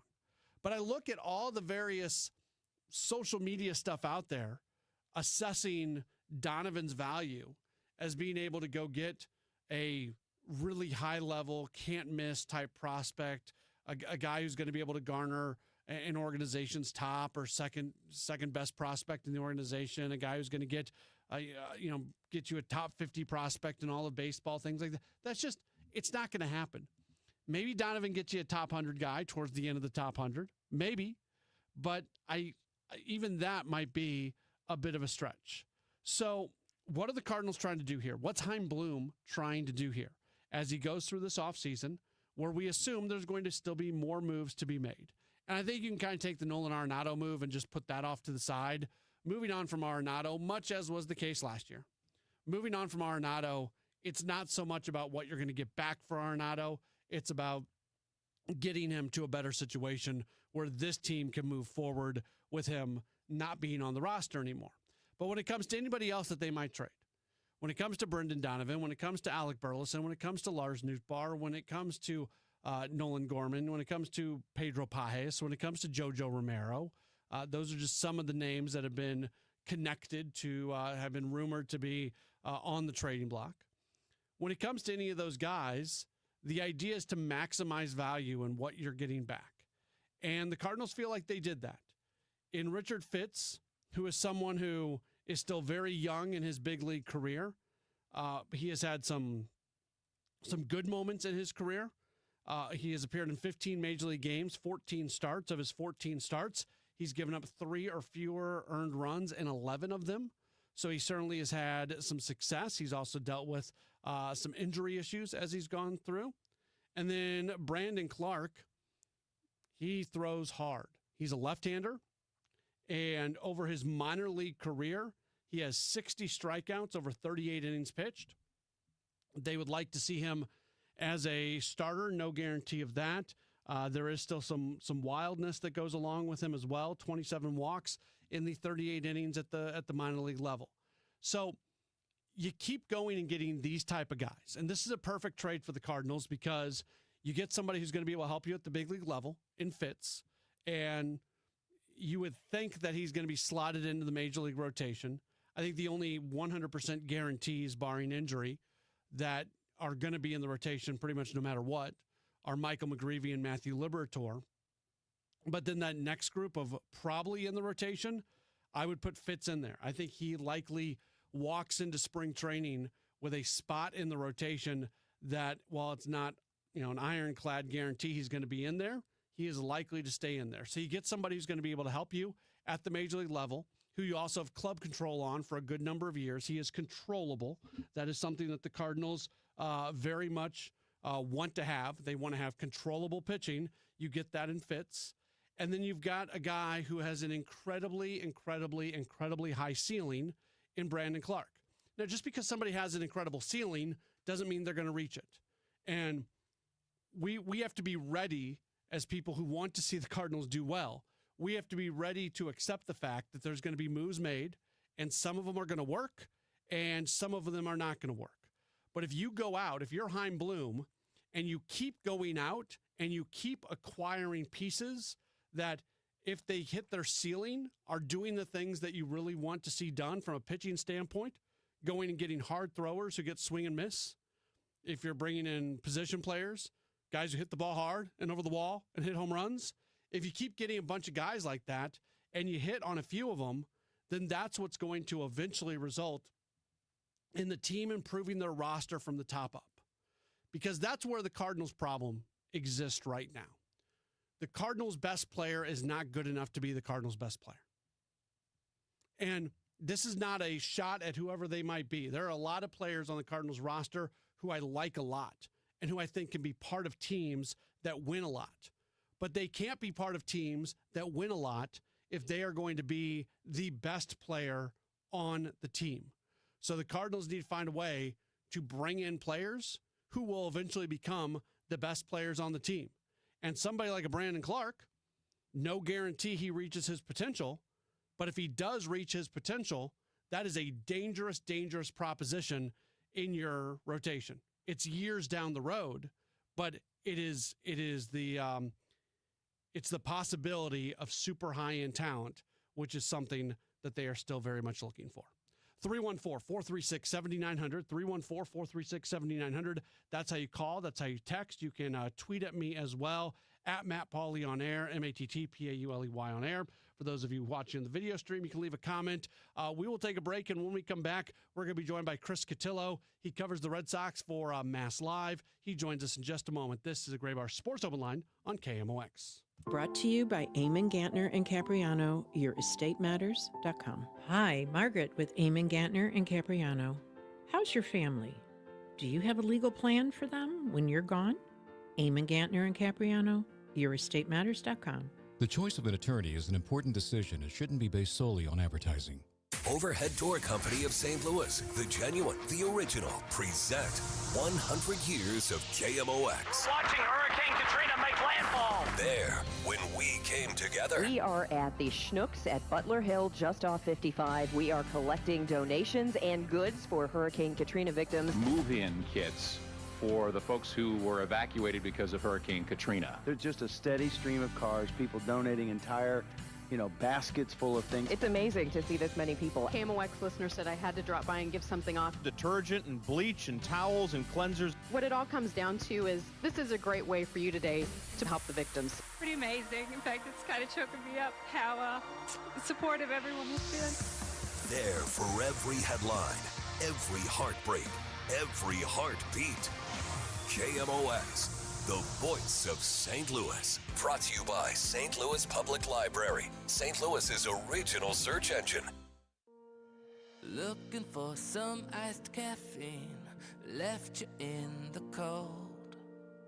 No one knows why brown water costs as much as liquid gold. Told him your name was Brian, why does this cup say Nicole? But then you found paradise in your cup at the Quick Trip. No regrets to start your day. When you want a brand new kitchen, there's nothing to it. There's a brand new way to do it.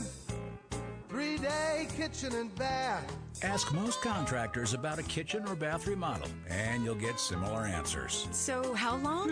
About 2 months. Longer than that. 3 days. Longer than... Wait a minute, what? 3 days. 3 days? 3 days or less. With 3-day kitchen and bath, you get a new kitchen or bath finished with top quality products and craftsmanship, all in 3 days or less guaranteed. No eating out because my kitchen is in shambles for a month? Nope. No borrowing the neighbor's bathroom for weeks on end? You'll have a whole new look in 3 days or less. And those other guys? They want our web address. Hey, what's your web address? See? A lot of people will. Just visit 3daykitchen.com. 3daykitchen.com. 3 days? 3 days. Yeah, isn't that something? 3-day kitchen and bath. Simply amazing. 3-day kitchen and bath.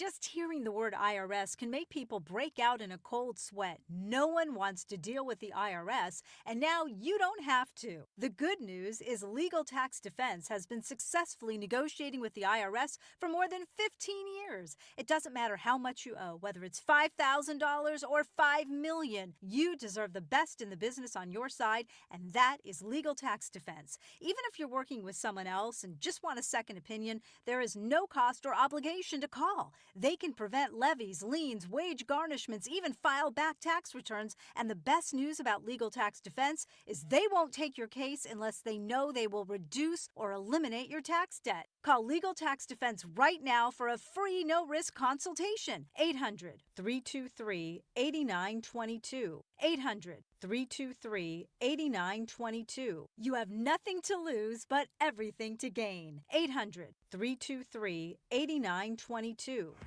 Woke radical liberals are screwing up this country, but Congressman Jason Smith is fighting back.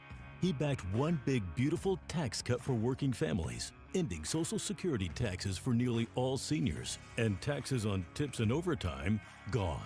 So call Congressman Jason Smith at 202-225-4404 and thank him for backing working family tax cuts and putting America first. Paid for by American Prosperity Alliance. Welcome back to the Gray Bar Sports Open Line. Once again, Matt Pauley on KMOX.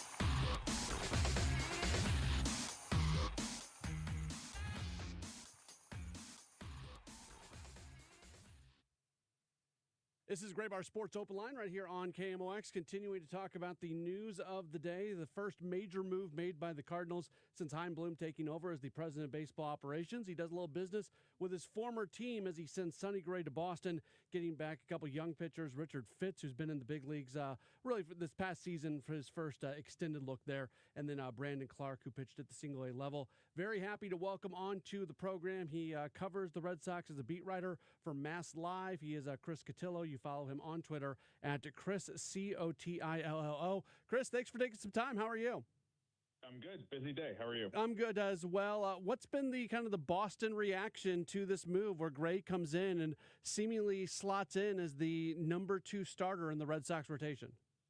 Yeah, I mean, I think that is, the headline that they went and got and made an aggressive move for a rotation piece at this point. It's no secret what they need. They needed a veteran starter to put alongside Crochet and a power bat to put in the middle of the lineup, not just to replace Bregman's production if he goes elsewhere, but to, exceed it. So I think people were expecting a little bit higher of a target, whether it be a Joe Ryan or a Hunter Green or Mackenzie Gore, Framber Valdez, Dylan Cease, the list goes on and on. Obviously, none of those guys have moved.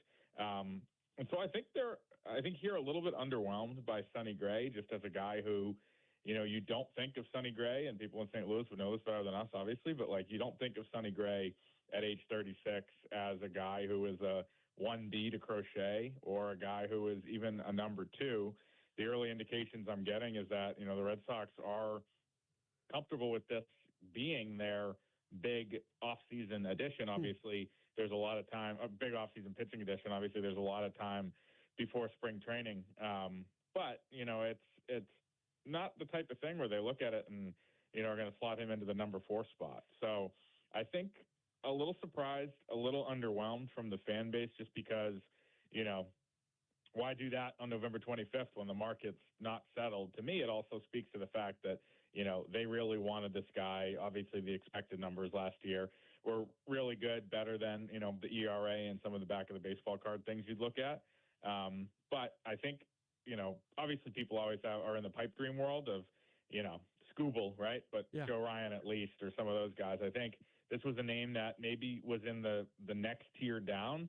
And if that's it in terms of their number 2, I think people are going to walk away with it underwhelmed. Yeah, it's a mixed bag on Gray at a 4.28 ERA, but like you said, the expected number's better. I think his fielding independent was around 3.5 or so. Strikes out a bunch of guys. His strikeout to walk ratio is one of the best in the big leagues, but also gives up a lot of home runs. So no matter what side of the line you stand on, you can make the argument for or against Gray, basically using all those numbers that we just referenced.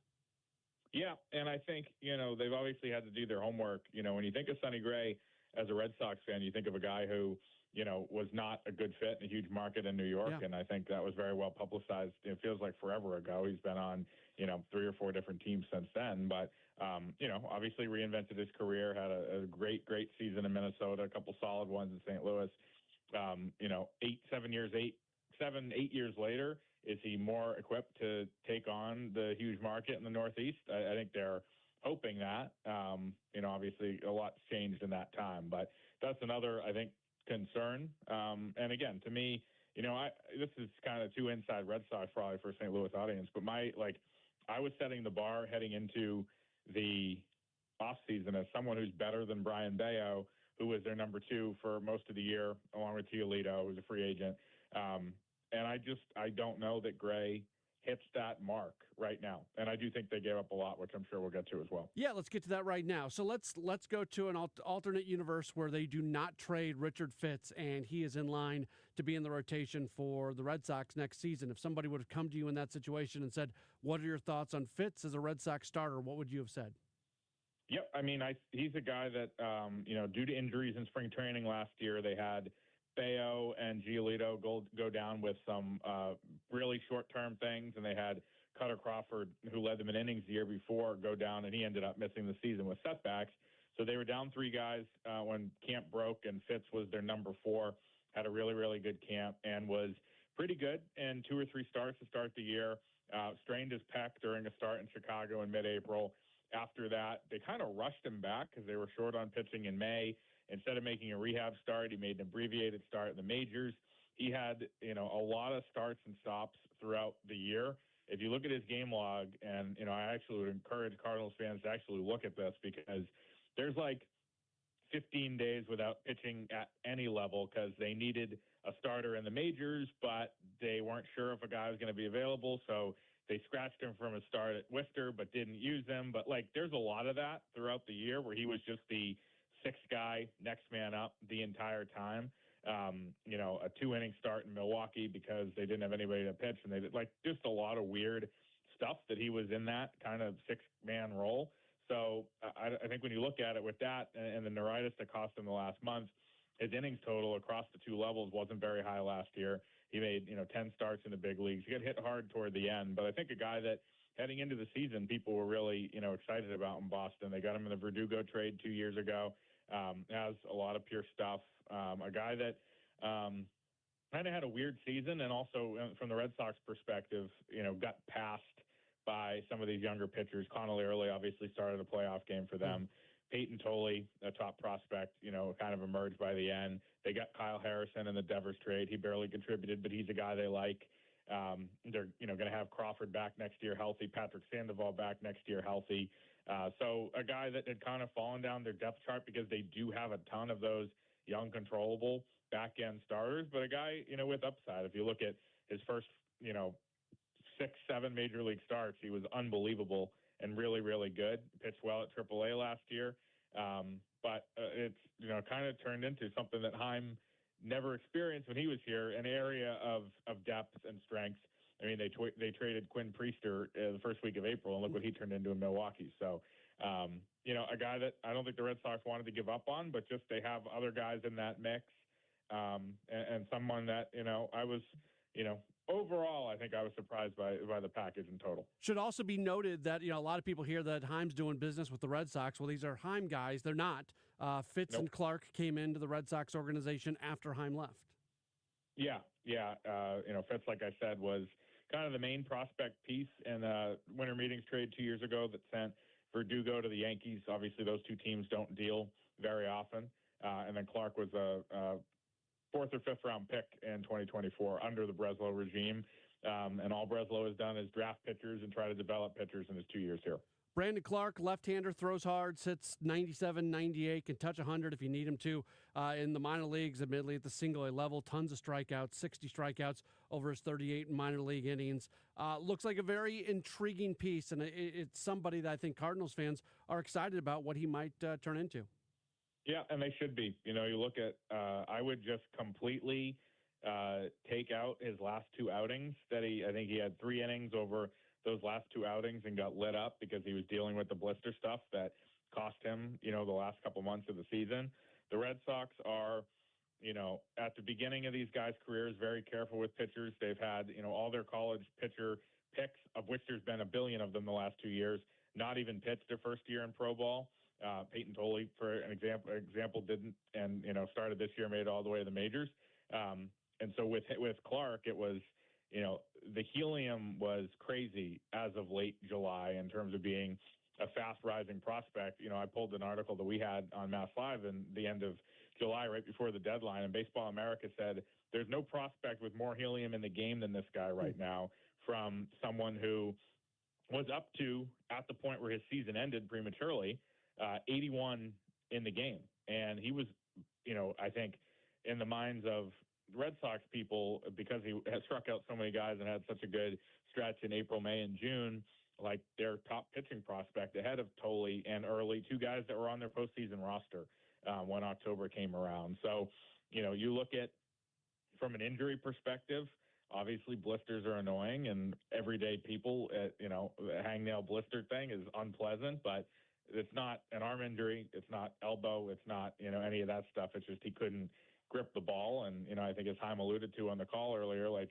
he's going to be able to figure that out as he goes along. And I think this is a guy that, has a tremendous ceiling, a little bit unpolished. He was a JUCO draft pick, so never faced, great competition, wherever, Manatee College in Florida or something like that. So he's raw in a lot of ways and unpolished, but very physical, throws 100. I was, my first reaction, seriously, when I saw the, who they sent was, oh, that's a lot, and that's just off the cuff and before the money was involved. I think I understand why the Red Sox made the trade, but and moving Clark and Fitz, these guys are guys of value, and I think Chaim did pretty well to get both of them. He is Chris Cotillo, does a great job covering the Red Sox, masslive.com. Follow him on Twitter at Chris Cotillo. Chris, thanks so much for taking the time on a busy day. I believe you were the one also who broke the money part of this deal. That should be noted, the $20 million going back. So you've been all over this from the start. That'll be in my obituary, I'm sure. There you go. Thank you so much for the time. Thanks a lot. Appreciate it. That is Chris Cotillo joining us, a conversation I had with him earlier today, and we appreciate his thoughts on it. And, from his standpoint, he sounds like he thought that the Red Sox gave up a lot for Sonny Gray. And just looking at social media today, it certainly feels like that a lot of Red Sox fans feel like it was a little bit of an overpay. There's some of these social media algorithms that break down things. And that's always tough, but overpay seems to be a word that's been used a lot about what the Red Sox gave up for Sonny Gray. Gray, obviously, it's not an overpay in the sense that Gray was the Cardinals' number one pitcher. And right now, there's not a lot of the rotation is not as good right now as it was when we woke up this morning. But I think we also knew that Gray was likely to get moved. All right, we're going to jump right back into baseball later on in the show. But up next, we'll switch gears. We'll talk a little hockey with Amy Markscore. She joins us in just a moment. This is a Gray Bar Sports Open Line on KMOX. What's up, Missouri? Tony Gonzalez here. I've spent a lot of Sundays right here playing in front of the best fans in football. And now it's almost your turn to get in the game because DraftKings Sportsbook is coming to the Show Me State on December 1st. Soon you'll get fast payouts when you win, a safe and secure app that's easy to use, and promos that keep the action going all season long. It's America's top-rated sportsbook app. New customers can sign up right now and score $300 in bonus bets on launch day, December 1st. Download the DraftKings Sportsbook app and use code KMOX. New Missouri customers, sign up today and score $300 in bonus bets once we're live. That's code KMOX. In partnership with DraftKings Sportsbook. The crown is yours. Gambling problem? Call 1-800-GAMBLER. 21 and over. Physically present in Missouri. Eligibility restrictions apply. Terms at DraftKings.com/sportsbook. Subject to regulatory licensing requirements. Bonus bets are non-withdrawable and expire 7 days after issuance. For additional terms and responsible gaming resources, see sportsbook.draftkings.com/promos. I love being able to tell you about my friends over at i3 Broadband. They are the internet service provider at my home, and I think you would like it if they were your provider as well. There's a lot that they've got going on here in the month of November. But really, it's not just November. It's all the time. 100% fiber internet. That's not going to change. And what that does is it gives you peace of mind that your internet's not just going to drop down for random no reasons.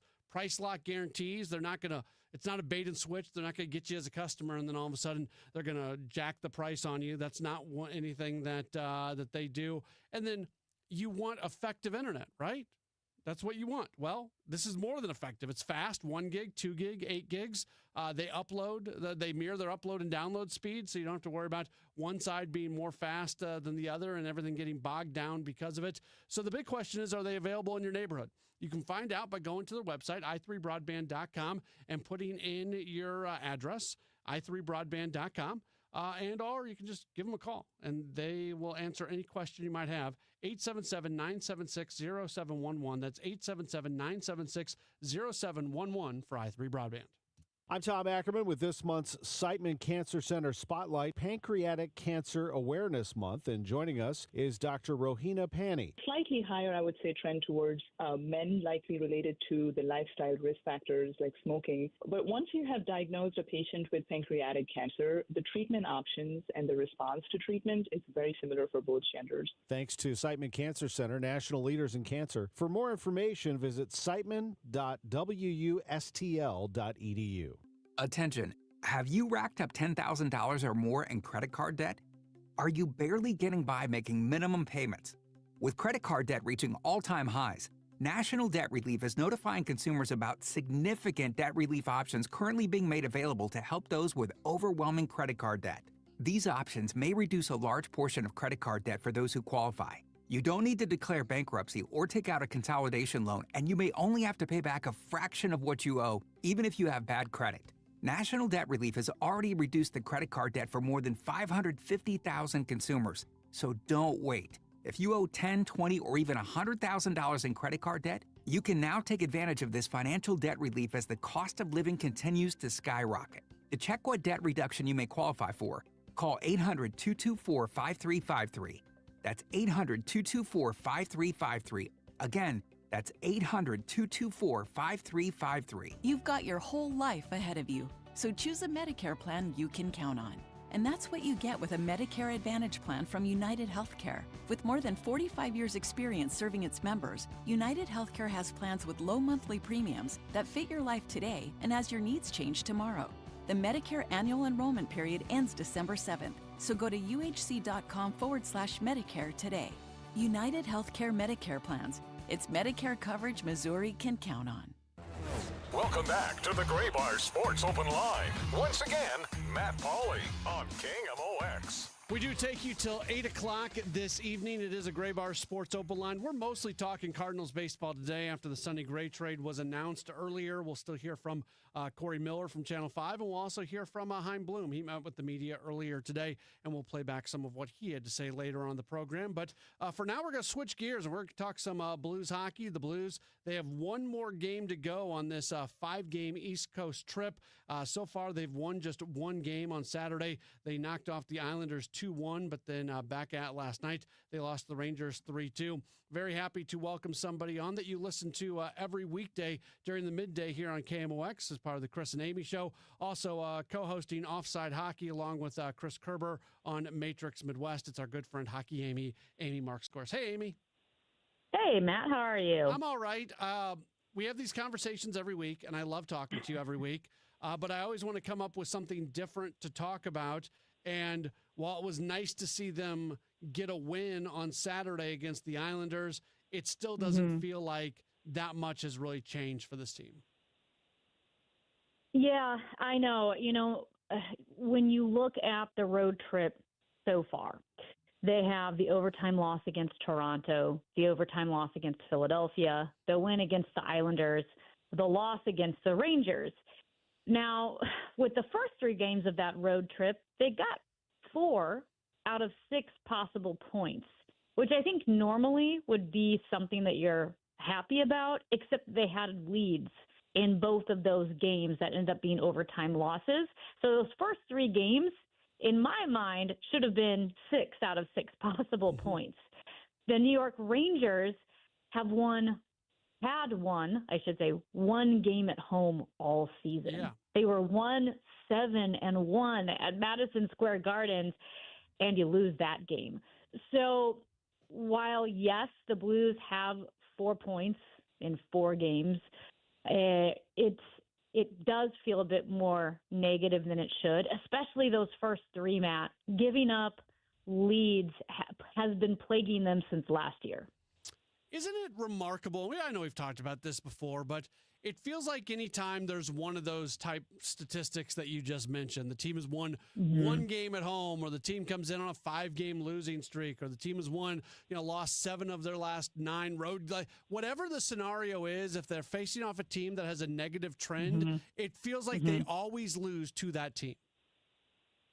Yeah, no, you're right, and I hate it when you happen to be that team. But if there's a guy who hasn't scored all season long yet, he'll get his first goal of the season against you, against the Blues. That's happened quite a few times where players who haven't scored all season are getting those goals against the Blues. Teams that are struggling, have lost 5 games in a row, break their losing streak against the Blues, or who are struggling to get wins at home, get that win at home against the Blues.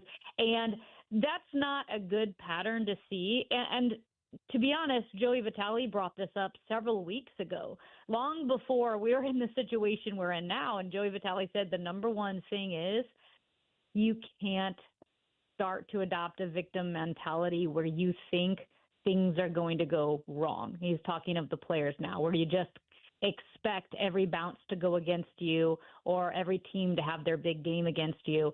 And it would be easy for them to feel that way right now. That Islanders game, I mean, that came close. And I know Chris Kerber had said if that goalie interference hadn't happened, if the Blues had lost that game, that might have been a dagger that they couldn't have bounced or come back from. Yeah, we're talking with Amy Marks, of course, through her weekly conversation here on Sports Open Line, going through all things St. Louis Blues hockey. It's when the season got started, the narrative was, oh, you got to have a hot start because you play so many games at home. And then things did not go well. And then they get set for this long road trip. And the narrative was, well, this is the opportunity for the team to come together. And yes, they have gotten points in 3 of the games, as you allude to, but the trip has not gone well. They've only got 1 win on this trip. Again, I'm not trying to just bury this team, but it feels like anytime they openly speak about what they need to do or the opportunities they need to take advantage of, they then don't follow up by actually doing it. Yeah, no, and I think we have to keep shifting the narrative to try to create a situation where this trend of just losing could change. And like you said, you brought up the road trip, and it hasn't gone particularly well. And it is a condensed schedule this year. That's why there was so much focus on the beginning of the season. When you look at the Olympic break, it's really 3 full weeks that the NHL has paused, but they're still playing 82 games. So you're going to have that condensed schedule. In fact, the Blues have their game against the New Jersey Devils tomorrow night. And then this weekend, they have 3 home games in 4 days that they're going to knock out that home stand pretty quickly before they go on the road again. And, Matt, I'm still holding out hope because at the end of the day, I am a Blues fan. I love Blues hockey, but it's been frustrating. So what am I holding on to? The goaltending's been better. Yeah. The goaltending's turning around. And in fact, there's a glass half full, glass half empty, angle to this, is that the goaltending is the reason why the Blues won that game against the Islanders. It wasn't like the team pulled it together. It was a better game. But when you have Jordan Binnington standing on his head again, or Joel Hofer, you think, okay, this is good. They can steal some points for you, but you also don't want to rely solely on your goaltender stealing points. It's such a cliche, but your best players have to be your best players. And the Blues' top skaters are struggling now, so much so that Jake Neighbors, who missed 12 games of the 23, is still tied for the lead in goals on this team. I don't know if you agree with this, Amy. I would argue the defense has been early on in the season. Teams were skating into the offensive zone against the Blues, and they immediately had a grade A opportunity to score a goal. And I don't feel like it's quite to that extreme level right now. And I'm not trying to take anything away from the goaltenders. You're right in what you say about the goalies. But I do think while it's not major better help defensively, I do think defensively they're getting a little bit better play in front of them. It does look like that. And I don't want to take away from them playing better. I will also say they haven't played great teams with the New York Rangers or the Philadelphia Flyers or the Toronto Maple Leafs. So they're not necessarily playing against the top offenses. Like what does their defense look like when they take on the Colorado Avalanche, who have 16 wins, 1 loss, and 5 overtime losses? That doesn't even sound possible right now. They have 1 regulation loss this year. So, what does it look like? What does it look like when they face the Stars, the Wild, the Mammoths, all teams in their own division? I don't know. But you're right. Hey, if you're playing a team that's struggling, exploit that. And then get your act together, right?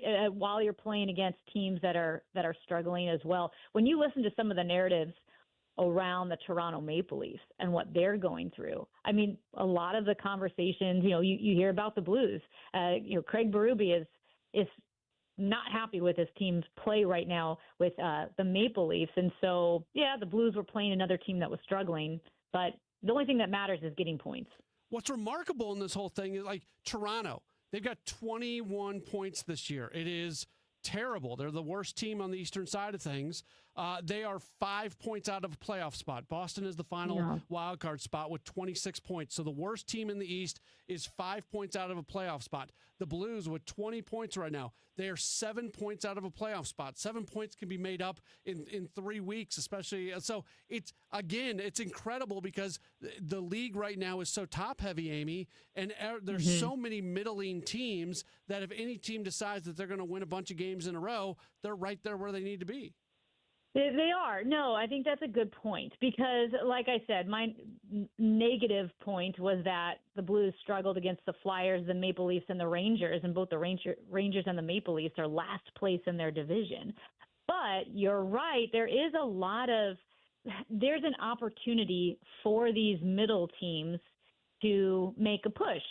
I'm okay with that right now because I feel like, yes, if the Blues can get it together, I think with this team, we saw what happened at the end of last season, and it was a lot of the same core players. Now, you did lose some veterans for sure, and I think that's maybe what we're seeing is you lost some of those guys that were great in the locker room, just that veteran presence, but you still got that core. So what if just a couple guys could get hot?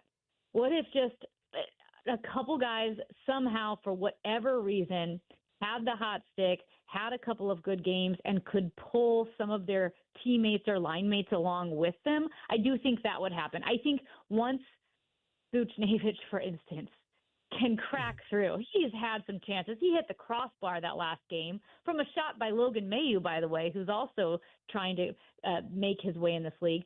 I think if you can get a guy like Buchnevich to get back on board, you're going to see some points pile up for the Blues. You're going to see some wins, but it's really tough to win when your top 6 are struggling. Amy Markscourse, co-host of Chris and Amy middays here on KMOX, also co-hosting Offside Hockey alongside of Chris Kerber on Matrix Midwest, airs Wednesday nights. You can always catch the replay as well. Amy, thank you so much for the time. Have a wonderful Thanksgiving, and we'll talk again next week. Thanks, Matt. Happy Thanksgiving to you and your family, too. Awesome. Appreciate it. That's Amy Markscourse, Hockey Amy, joining us here on the show. We'll take a break. We'll come back. We'll wrap up hour number 1. Hour number 2, Corey Miller is going to join us. We'll also hear some of what Chaim Bloom had to say earlier today. That's all coming up. Don't go anywhere. It's a Gray Bar Sports Open Line on KMOX. I hear from sellers all the time that they fear they have missed out on the selling market. They are so relieved to learn September, October, and November are strong selling months. With low inventory and hopefully lower interest rates, this fall will be a hot one for real estate. I'm Christina Straight, owner of Straight Realty. You may have heard me say, why pay more than 4 for years? Now it's why pay more than 2, saving you even more money. Call me 314-441-4444. And remember, why pay more than 2? Straight Realty is a licensed broker in the state of Missouri, Kansas, and Nevada. Senate. This is Congressman Bob Onder. For 43 days, the left kept the government closed, holding the American people hostage and demanding radical policy changes, including free health care for illegal immigrants. However, thanks to strong Republican leadership, the Senate voted to reopen the government and put America first. I'm thrilled to return to Washington so I can continue to vote to help Missourians, to secure our nation's borders, and to cut wasteful spending. Visit onder.house.gov to find the office closest to you. Paid for by official funds authorized by the House of Representatives. This holiday season, experience the power, the intensity, the legendary sound of Trans-Siberian Orchestra. Coming to Enterprise Center for 2 shows, December 23rd at 3 p.m. and 7:30 p.m. A portion of the proceeds from the 3 p.m. show benefits Sightman Kids at St. Louis Children's Hospital. Trans-Siberian Orchestra, 2 shows, Enterprise Center, December 23rd. For more information, KMOX.com/events. Thank you, St. Louis, for making Genesis of St. Charles the #1 Genesis dealer in Missouri for 2025. We know your time is valuable. That's why every purchase comes with 3 years of complimentary Genesis service valet. Unlock your e-price and save. That means complimentary vehicle pickup and delivery, plus a loaner vehicle at no additional cost. Or want something new? We'll bring the test drive to you. Visit genesisofstcharles.com during the Genesis Signature event. Based on GMA sales records for 2024. See dealer for details. Glover here for my friends at Cantor Injury Law. Cantor is local, and we're here doing the work every day. We're right here in St. Louis, and we're ready to fight for you. CantorInjuryLaw.com or call 314-628-9999. The choice of a lawyer is an important decision and should not be solely based on advertising.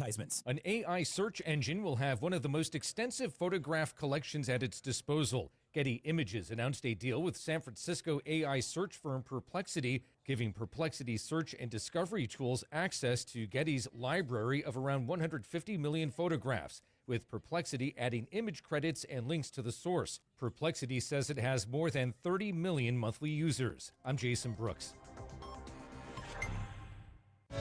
Are you tired of online threats? Then get an antivirus. It's the only online protection you will ever need.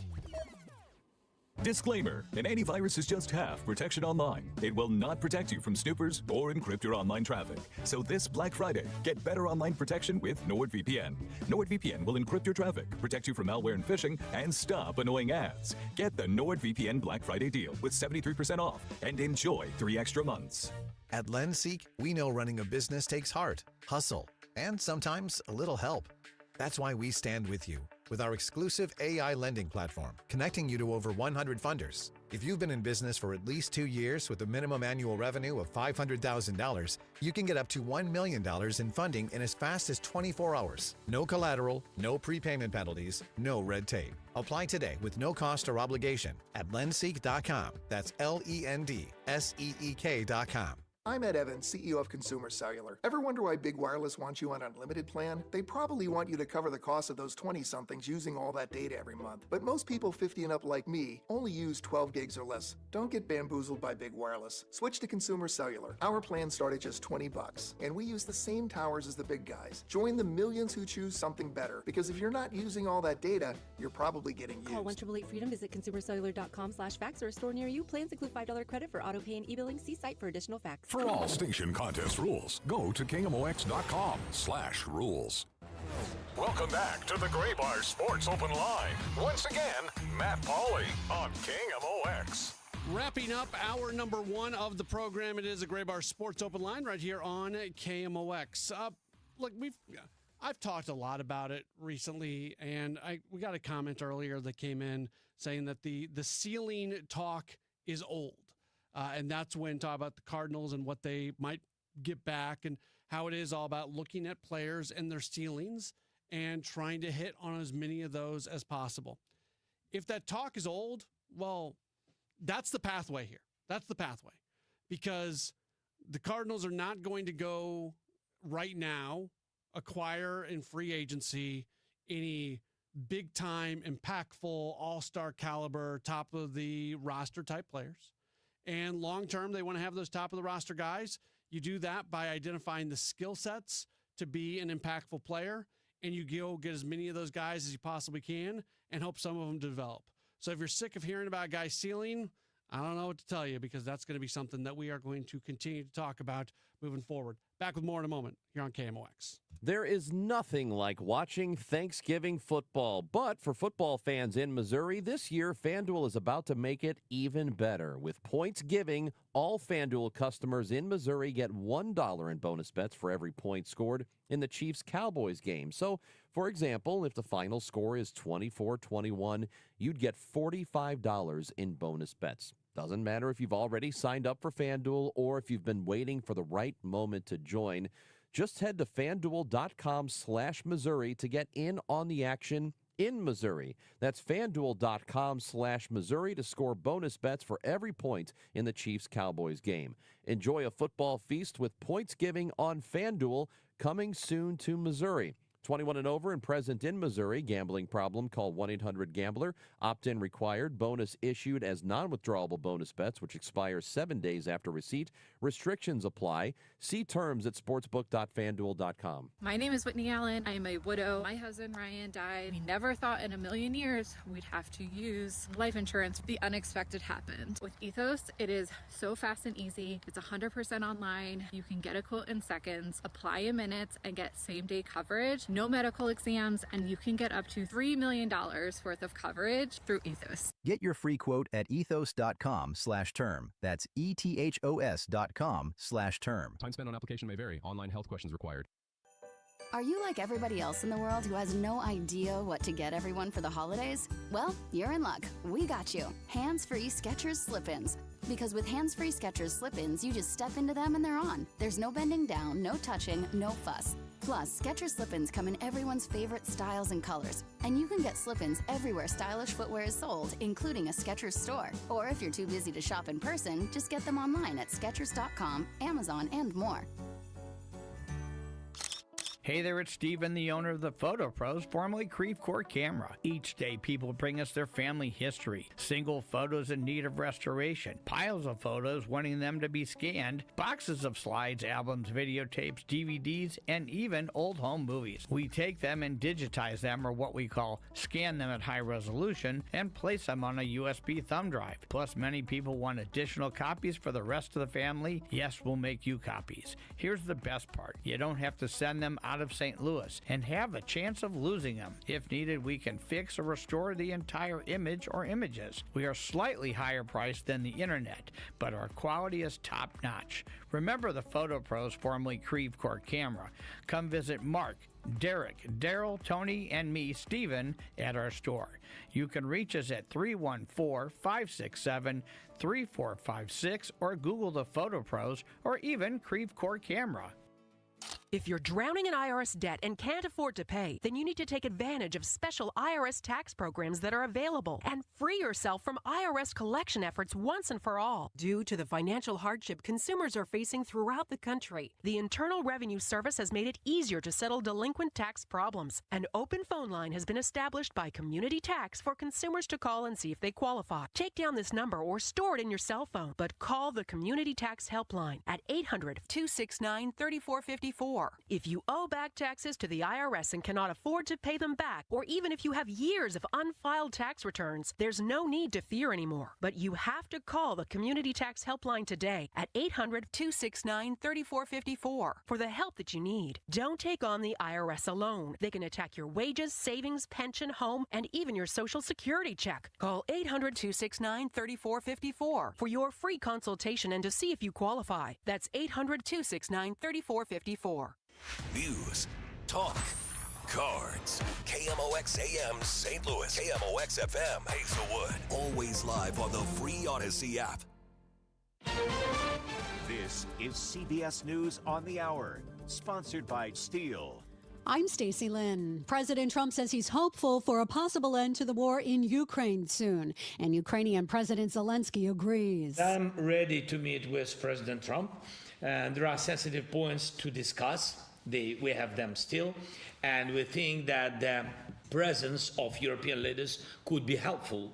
CBS's Erica Brown reports officials are fine-tuning the deal. President Trump said that his original 28-point plan had been fine-tuned. That, of course, comes after it received some criticism from European officials and even some lawmakers here in Washington, pushing back on some of the concessions that Ukraine would be forced to make, including cutting the size of its military and abandoning efforts to join NATO.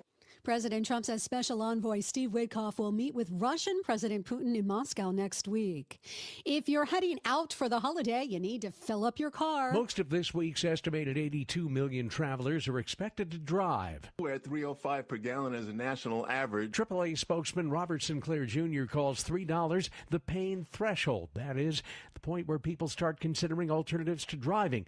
But the Auto Club's Thanksgiving survey shows that is not expected to be a problem this year, with 90% of those who are taking a Thanksgiving trip driving to their destination. Peter King, CBS News. The search for a missing high school football coach in Virginia has ramped up, and Travis Turner is now facing child pornography charges. CBS's Anna Schechter is following the case. Local police have deployed drones and canines, but 5 days into their search, they say their top priority is locating Turner alive and safe. Turner spent more than a decade coaching at Union High School in Big Stone Gap, Virginia. In St. Paul, Minnesota, protesters clash with federal immigration agents carrying out raids in a neighborhood. The FBI is investigating 6 Democratic members of Congress whom President Trump accused of seditious behavior after the group appeared in a video last week that called on service members and members of the intelligence community to refuse illegal orders. CBS's Nicole Skenga. There is no federal crime called seditious behavior. The phrase has really no legal meaning. The closest federal statute, seditious conspiracy, 18 U.S. Code 2384, requires use of force or a conspiracy to levy war against the United States. In the video, they explained why they're concerned with possible presidential orders that they believe go way beyond presidential powers. This is CBS News. Check off the wish list with instant savings and free battery offers on select Steel tools. Shop online at steelusa.com or in-store. At 7:03, it's a cloudy sky right now, 54 degrees. It feels like 47 downtown at the Arch. The man who helped to create the Zoo Museum District and led St. Louis in the late 70s has passed away. Former Mayor James Conway died today at Mercy Hospital at the age of 93. Before taking to City Hall, Conway served in the state legislature where he was instrumental in the bill that set up the Zoo Museum District and ensured free admission to the zoo. During his time as mayor, his administration oversaw the start of major projects like the redevelopment of Union Station and the St. Louis Center Mall. His son, former Alderman Steve Conway, tells the Post-Dispatch his father was, quote, really strong on historic preservation. The Cardinals make their first major move of the offseason, sending Sonny Gray to Boston. The team gets back 2 pitchers. Richard Fitz, who has made just 15 Major League appearances but appears slotted into the Cardinals' 2026 rotation, and Brandon Clark, who pitched at the Single-A level this past season. Cardinals president of baseball operations, Chaim Bloom, is happy with the return. Really excited about both of those players. Fitz has big league experience and has what it takes to pitch in a big league rotation. Clark is still in the minor leagues, still on his way up and comer with a lot of promise. Fitz has allowed 3 or fewer earned runs in 11 of his 14 major league starts. Clark slots in as the number 7 prospect in the Cardinals organization, according to MLB Pipeline. Matt Pauley, KMOX Sports. The decision on whether or not to remove Sheriff Alfred Montgomery from office now rests with Judge Stephen Omer after the trial wrapped up today with closing arguments. The attorneys general focused on tying together the testimony and evidence, including video footage, showing Montgomery's actions justify his removal from office. Their counts for his removal include retaliating against former employees, having a deputy transport his kids to and from school in a department vehicle, and having the deputy commissioner of the jail detained. The defense, focused on dismantling that case, does not believe that the AG reached the bar for removal. Sheriff's Attorney David Mason. I think that he was left with really trying to exaggerate some things to try to raise them to the level. of being something sufficient quo warranto. And I think that argument largely failed. Omer provided no timeline for a decision. He only needs to side with the Attorney General on one of the 6 counts against Montgomery for him to be removed from office. 2 separate projects at the Lake of the Ozarks for a casino are still alive. According to the St. Louis Post-Dispatch, developer Jeff Tegetthoff's firm has contributed $750,000 to back a new ballot initiative that seeks to amend the state constitution. The private $400 million project needs more than 170,000 signatures from voters in 6 districts to be placed on the statewide ballot. At the same time, the Osage Nation tribe received an endorsement from Lake of the Ozarks officials for their long-running separate plan to build a $60 million casino. The tribe needs federal approval and a sign-off from Missouri Governor Mike Kehoe. Stuart McMillan, KMOX News. The forecast from Dave Murray for tonight, the clouds stick around. It's going to be windy, wind gusts up to 30 miles an hour or over. Late tonight, low 35 degrees. For tomorrow, sunshine, but still windy, high 46. Tomorrow night, 29. Thanksgiving Thursday, 42 with sun. Thanksgiving night, 25 degrees. Friday, 41. Saturday, Sunday, rain and some snow with a high of 39. Right now, downtown at the Arch, we've got some clouds. It's 54. I'm Michael Calhoun, KMOX News. Welcome back to the Gray Bar Sports Open Line. Once again, Matt Pauley on KMOX. Back at it as we roll into hour number 2 of the program. We've got a lot coming up this hour, including hearing much of what Chaim Bloom had to say in his press conference today via Zoom, talking about the trade that was made. Sonny Gray going to Boston, a couple pitchers coming back. Right now, very happy to welcome on to the show. He is a reporter and anchor for Channel 5 KSDK. He's our good friend, Corey Miller, joins us right now. Corey, I always appreciate you taking time with us. How are you? I'm good, Matt. Thanks for having me. Yeah, absolutely. What was your initial reaction when you heard the news today with the trade? Sonny Gray goes to Boston, and a couple young pitchers, one of whom will likely slot into the big league rotation this upcoming season, returning to St. Louis. Yeah, I don't think anybody's too surprised just in general that it happened. I think that it came so soon is a little bit surprising and perhaps signals just how aggressive Chaim Bloom is going to be this offseason, unloading some guys who do have some value around the league. With anything like pitchers you get, you'll see how it works out. One of them's got some experience. The other, at least at one point, I think was a pretty highly touted prospect. Lefty throws pretty hard. So you got to take a gamble, getting some younger guys, and who knows if it's going to work out. But on a team that doesn't really look like it's going to compete very much next year, it didn't make a whole lot of sense to have Sonny Gray on the roster. So the tear down begins, I guess. Yeah, Chaim talked about today about the art form that is figuring out when to actually pull off trades. And if you do it early, well, then maybe there's a lot of teams that are interested in a certain position group. If you do it late, where a bunch of guys come off the board, maybe you get some desperation. He went early on this one. He also talked about the fact that for Sonny's sake, just allowing him to know where he was going to be and not be stressing out right at the beginning of spring training. Everything played into it as well. But I think your point is right, Corey, that the moment a trade becomes something that he's content and happy with, it feels like he's likely to pull the trigger. I think he also might have said today it's not really about, he doesn't view it as patience. He views it as like being aggressive to start this process and what guys are going to be a part of this process. And like we've been talking about, if it's going to be, a couple years or two before you get where you want to go, does it make sense to have some of these high-priced veterans on your team? Well, no, it doesn't. So then let's get to going right away. This is just the first domino, and them including, the amount of money they did in this deal, I guess $20 million I saw reported, maybe bodes well to think they could definitely move Arenado this offseason and include some money there, which maybe was a hang-up before. But, just the start. Yeah, that's kind of the cost of doing business in today's Major League Baseball, where when all of a sudden contracts don't look great anymore, you have to eat them to have players go away. And again, you make a good point because we're waiting to see what's going to happen with Nolan Arenado. And if them eating $20 million of Sonny Gray's salary is an indication of things to come, you would think it might be easier to get an Arenado deal done. It just has to at this point. I don't. Whatever they have to do, he can't be on the team next year at this point. It's just such a crux of just. It doesn't make sense for him to be here anymore. He said all the right things, of course. That everybody's gone about it the right way. But just from a logical perspective, it does not make any sense for Nolan Arenado to be a Cardinal next year. And, he's even come around to the fact that he'll have to open his mind maybe a little bit and look at other teams that might be in the mix for him, even though if they weren't his first, second, or third option. But, I just don't see a world where he's on the roster next year, whatever they have to do. Yeah, look, Sonny Gray's gone, and Sonny Gray was your best pitcher in the rotation. And I'm not trying to put a lipstick on a pig here, because the rotation is not as good right now as it was this morning.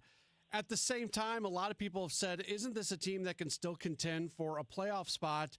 And I think you can squint and still fight.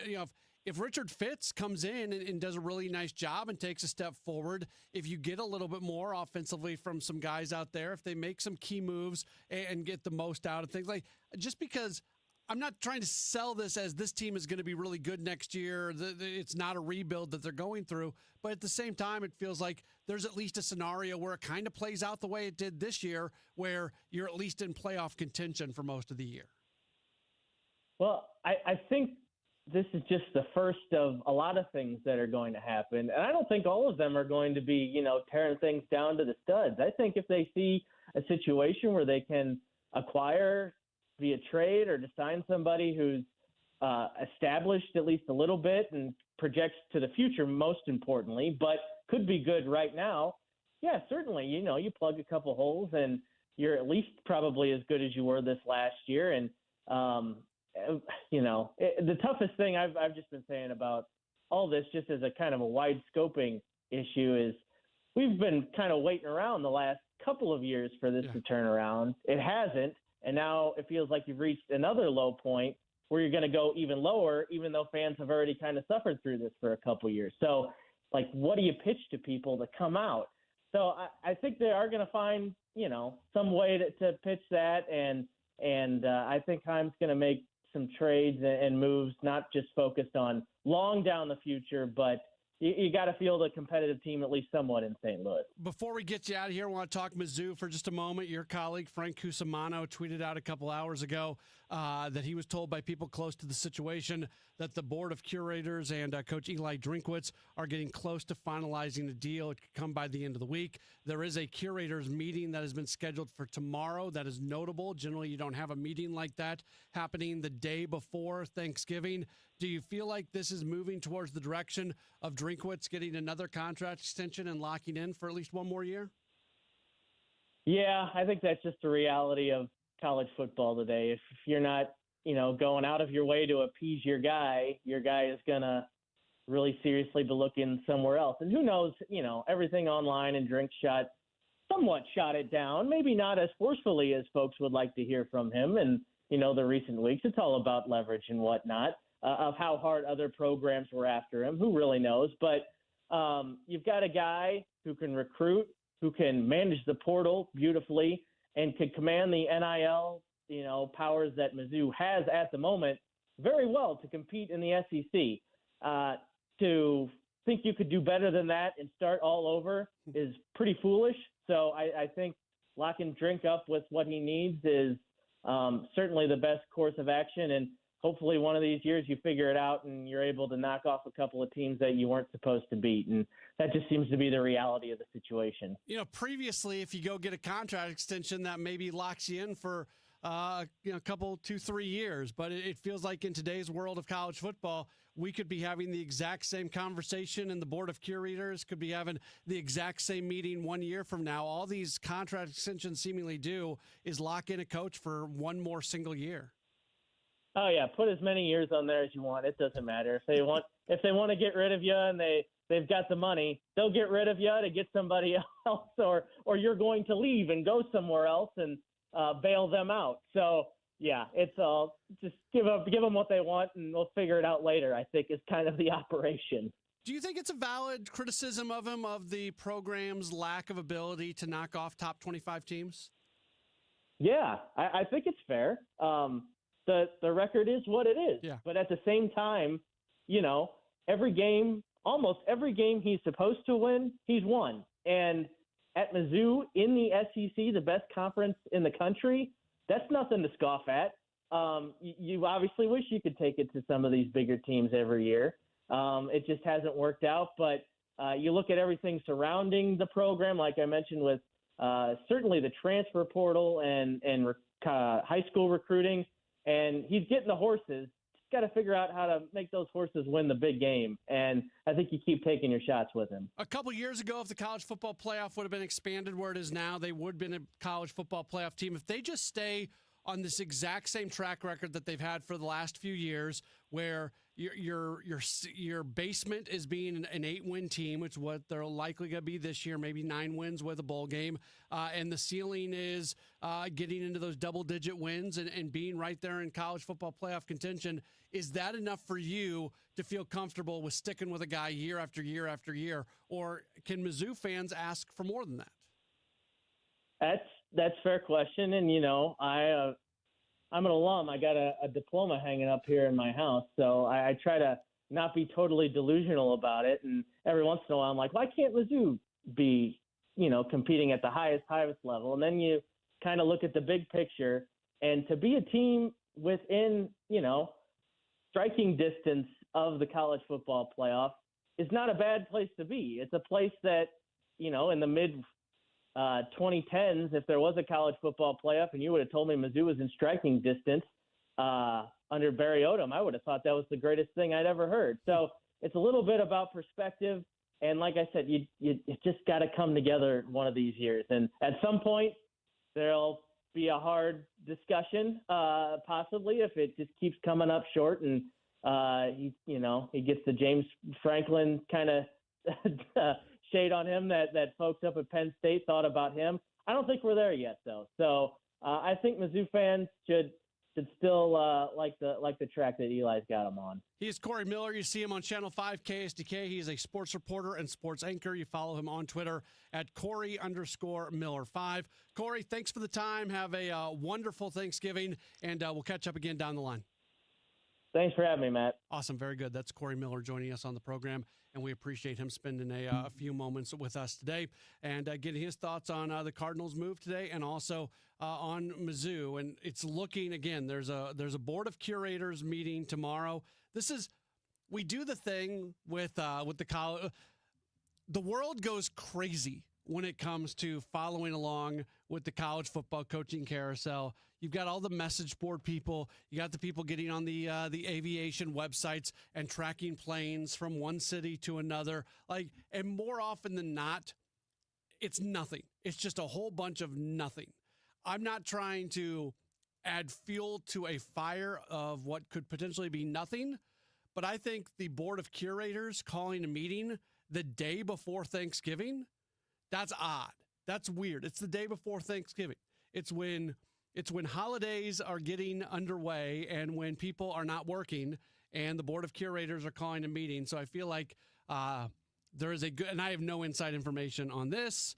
Again, I mentioned the Frank Cusimano tweet where he mentioned the fact that maybe a deal could be done by the end of the week. I don't know.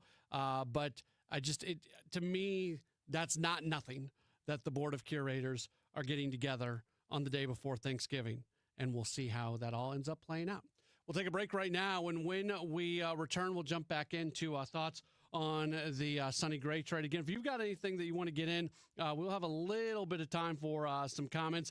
You can text in at 314-436-7900.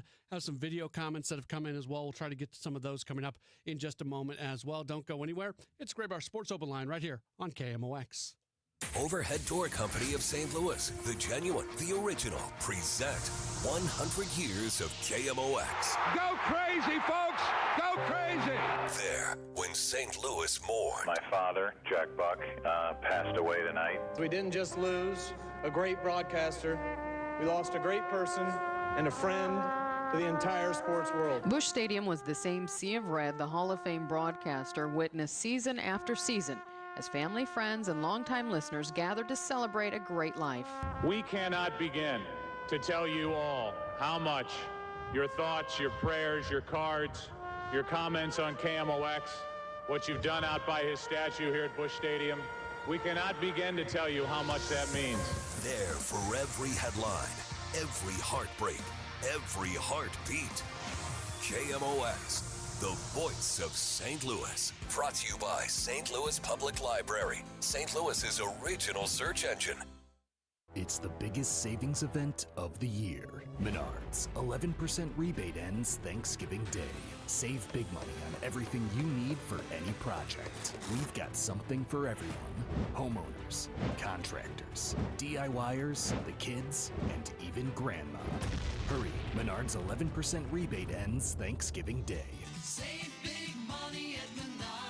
11% mail-in rebate is a merchandise credit check. Good on future in-store purchases. See menards.com for details. If you or anyone you care about is facing a family legal matter, call Cordell & Cordell today at 1-855-GET-LEGAL. There's a lot on the line in divorce. This is Joe Cordell of Cordell & Cordell, the largest family law firm in the country, with over 35 years of helping clients navigate divorce.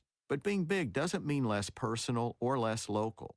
Our attorneys live and work in your community, and as neighbors, they understand the challenges your families face. Divorce touches all areas of your life: your home, savings, retirement, and of course, kids. So when you find yourself facing divorce, you need a partner you can count on. If you or anyone you care about is facing divorce, contact Cordell & Cordell today. With over 100,000 clients served, we understand the challenges you're facing on a personal level. Call Cordell & Cordell today at 1-855-GET-LEGAL. That's 1-855-GET-LEGAL. The choice of a lawyer is an important decision and should not be based solely upon advertisements. 600 Kelwood, St. Louis. Just hearing the word IRS can make people break out in a cold sweat. No one wants to deal with the IRS, and now you don't have to. The good news is Legal Tax Defense has been successfully negotiating with the IRS for more than 15 years. It doesn't matter how much you owe, whether it's $5,000 or $5 million. You deserve the best in the business on your side,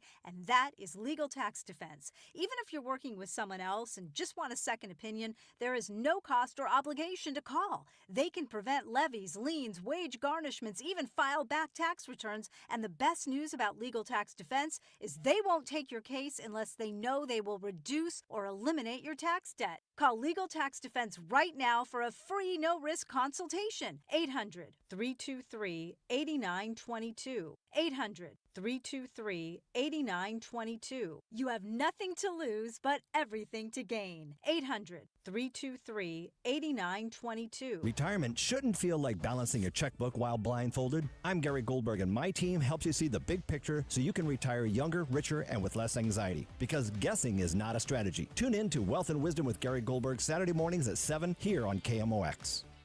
For residential and commercial heating repairs, service, maintenance, or installation, contact Air Comfort Service Heating, Cooling, and Installation. With over 50 years of HVAC service, get in your comfort zone this winter. Visit aircomfortservice.com. That's aircomfortservice.com. Welcome back to the Gray Bar Sports Open Line. Once again, Matt Pauley on KMOX. Back at as we take you till 8 o'clock this evening on a Gray Bar Sports Open Line. Coming up in less than 10 minutes, we are going to go back through much of what was said today by Cardinals President of Baseball Operations, Chaim Bloom, after the announcement of the Sonny Gray trade. Chaim spent some time on a Zoom call with members of the media, and we're going to play back much of those, and we'll kind of put some context to what was said as well. So that's going to be coming up in just a few minutes. Programming note for you, we are on tomorrow, Thanksgiving Eve, tomorrow evening. We will be doing a full show. Just with everything happening today, where it's been a lot of reacting to the trade and just going through all the details and the information of it. Haven't had quite as much time as I would have liked to be able to welcome in your phone calls and your messages and all that sort of stuff, because I want to get to this. I want to listen back to what some of Chaim had to say coming up in our next segment. So hopefully you'll be with me tomorrow, and I'll be able to spend a little bit more time than we did today. Got a few messages I want to get through right now. 636 text in and says, I know the Cardinals are rebuilding, but could the Cardinals still sneak into the playoffs next season? I think the answer to that question is yes, but I don't want to answer the question that way as if that's the goal of next season. They could have snuck into the playoffs this year, right? It would not have taken much to go differently for them to be in a different spot. If they would have cut the cord on Eric Fetty a little bit earlier, if there's a handful of losses that you really kind of just were not games that should have been wins, all of a sudden this team is in a different spot. Maybe they're not selling at the deadline. Like they didn't. It isn't that they had to be a better team this year. It's just that some things would have had to go differently. And is there a scenario? Because I think the team is going to be basically the same level of talent next year. Now, they're not going to have a Sonny Gray. I get that. Their top end pitcher, their highest end pitcher, will likely be less than what they had this year. But there's also going to be some areas where guys do take steps forward. Is there a scenario where this club sneaks into the playoffs this upcoming season? Sure. But is there a scenario where they win a division? Is there a scenario where they go on a deep playoff run? Is there a scenario where they win a World Series? No, there's not. And what they have spoken very openly about, which I think is a really good thing that they're saying, is it's not this is a team that's no longer, the job isn't to be in the middle anymore. The job is to go position themselves where they can win championships, where they can be division champions, where they can be league champions, and the good Lord willing, they could be world champions at some point in the future as well. And that's the path that they're trying to get themselves on.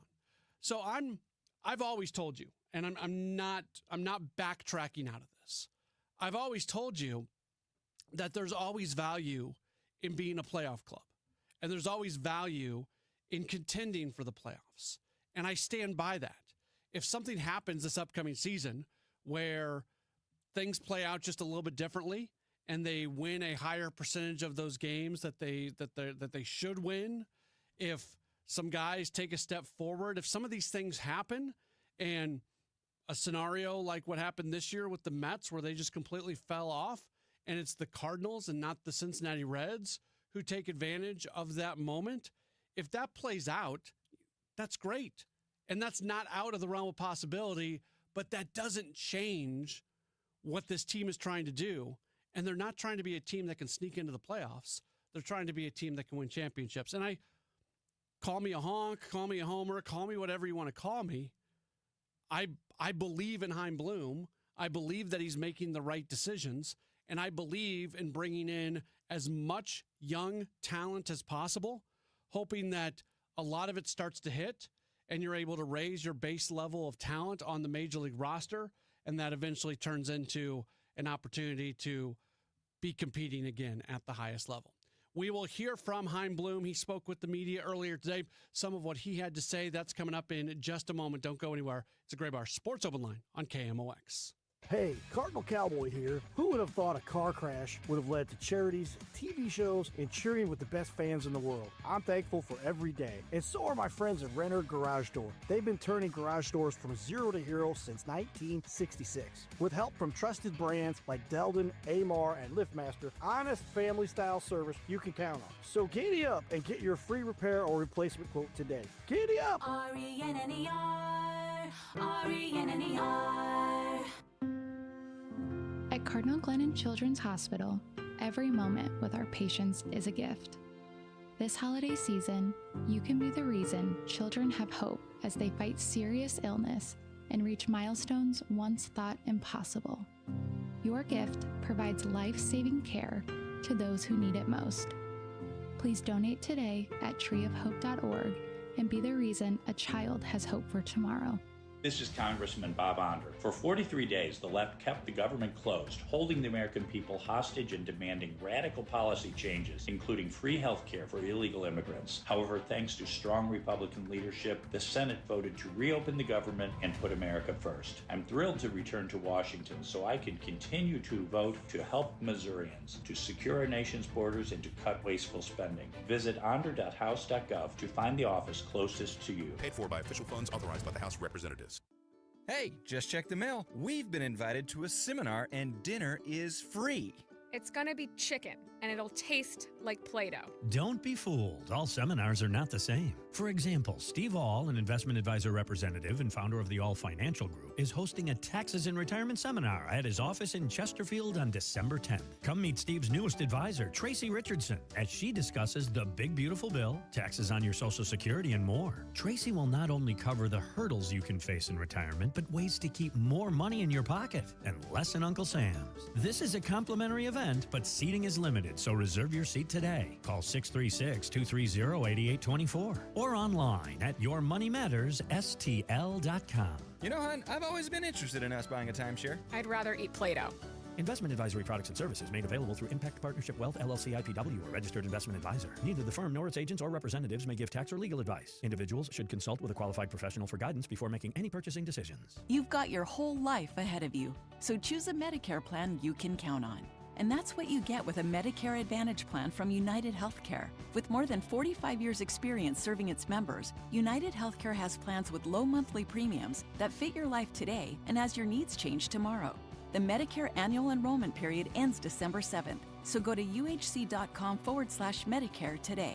United Healthcare Medicare plans. It's Medicare coverage Missouri can count on. What's up, Missouri? Tony Gonzalez here. I've spent a lot of Sundays right here playing in front of the best fans in football. And now it's almost your turn to get in the game because DraftKings Sportsbook is coming to the Show Me State on December 1st. Soon you'll get fast payouts when you win, a safe and secure app that's easy to use, and promos that keep the action going all season long. It's America's top-rated sportsbook app. New customers can sign up right now and score $300 in bonus bets on launch day, December 1st. Download the DraftKings Sportsbook app and use code KMOX. New Missouri customers, sign up today and score $300 in bonus bets once we're live. That's code KMOX. In partnership with DraftKings Sportsbook.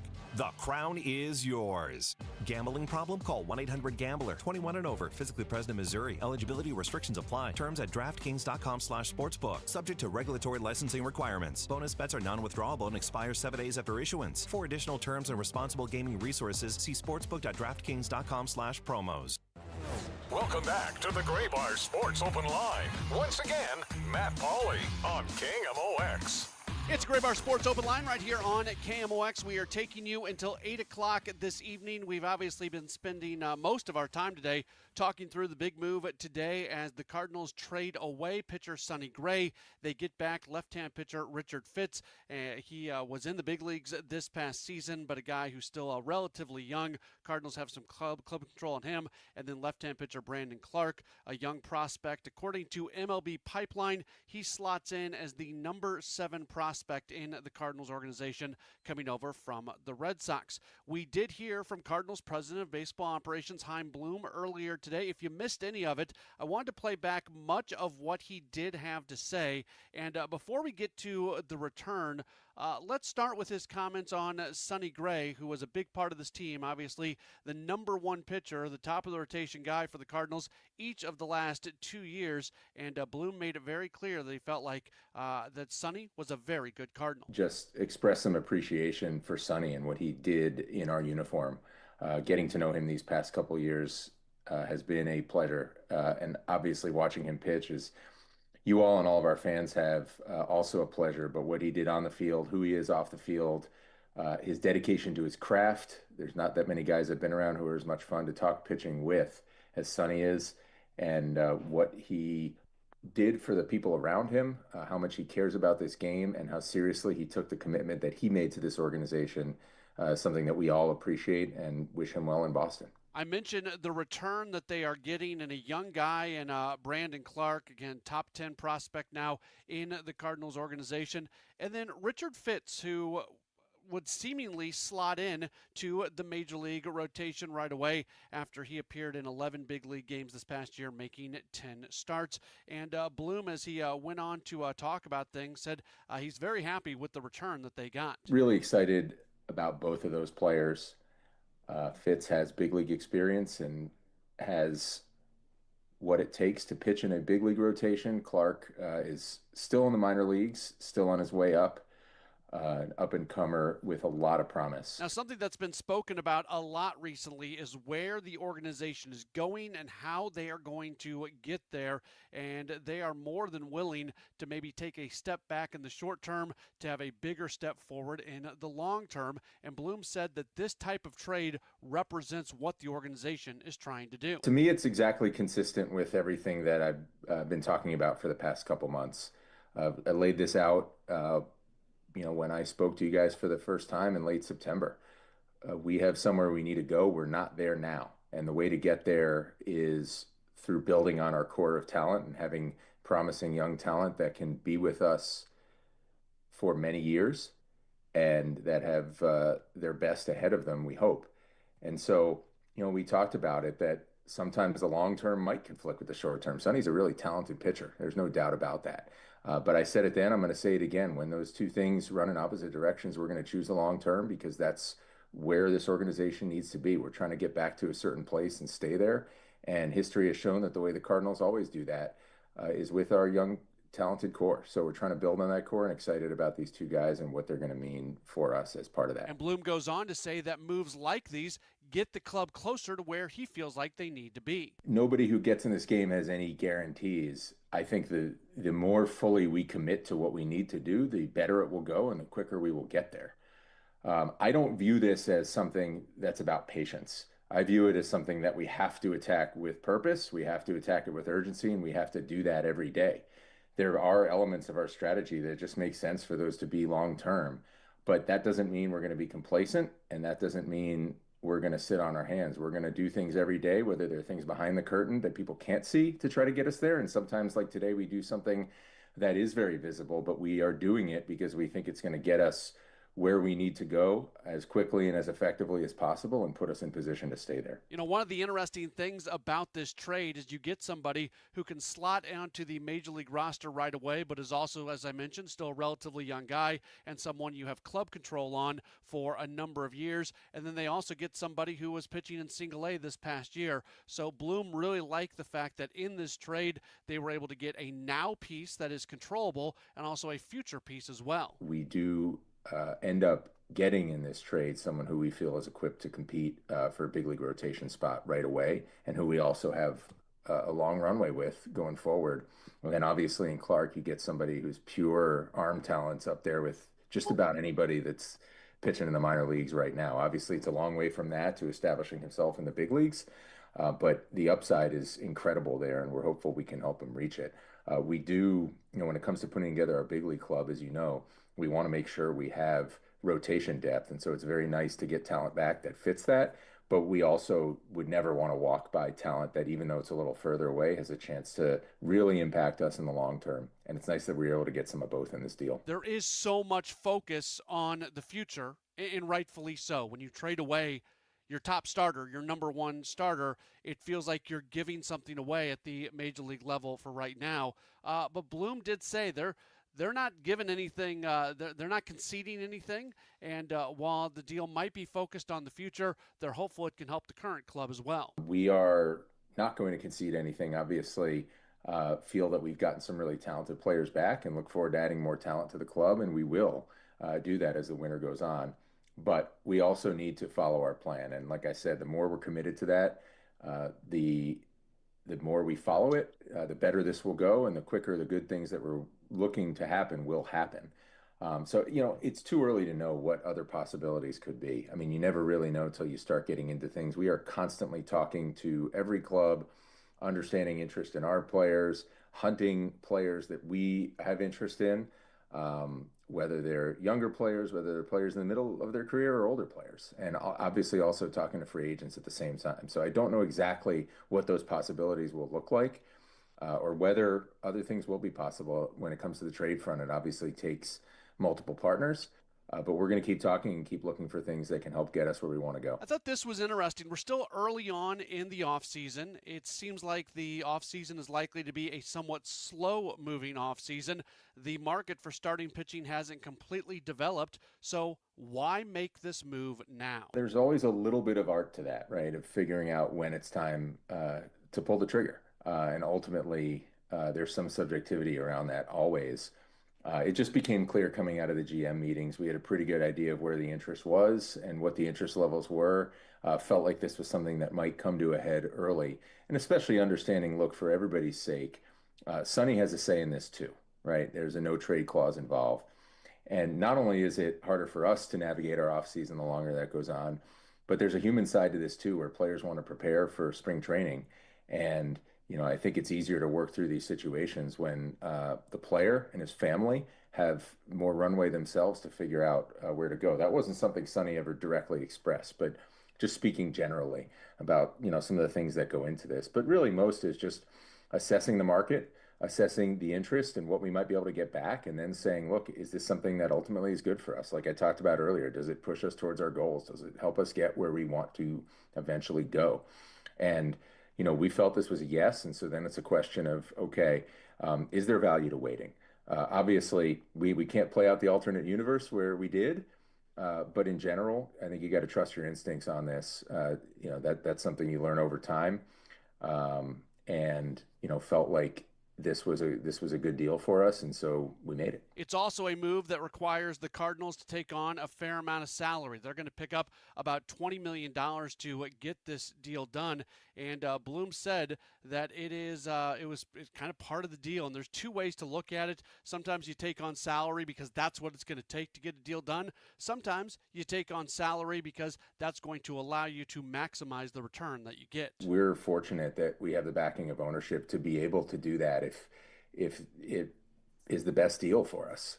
You'd obviously always rather not have to put cash in a deal, but if that's what's possible with the other side and that nets you the best return, then it's been great to have ownership's backing to be able to do that. And, there's always a sliding scale with these things, and you assess different possibilities as you look at the market. You obviously have to factor it in because it does eat into, the resources you have available to build the club in the here and now. But we thought this was the best deal available to us, and that's why we did it. So all of a sudden, the Cardinals' rotation looks incredibly young. Really, the only two guys that you feel like are guaranteed spots going into next year are Michael McGreevy and Matthew Liberatore. Bloom said they still would like to have veterans on this team and veterans in the rotation. We do see value regardless of, whether we're building for the long haul. We still do see value in what veterans can contribute in the short term, and that's always something that you have to weigh. And sometimes those short-term effects, those short-term contributions have long-term effects. That the mentorship that veterans can provide sometimes helps young players establish themselves and be able to grow and move forward. So that is definitely something we are mindful of, something we will be mindful of as we do build this club. And I do expect us to add to this club too as the winter goes on. It's obviously still early in the offseason, but we will be able to do that. You lose Gray, you lose your top starter. Is there a desire? Does the team right now feel a need to go out and get somebody who can slot in as their new number one starter? Definitely something we've discussed a lot as the action on Sonny picked up, and it looked like there might be some deal possibilities that made sense for us to do.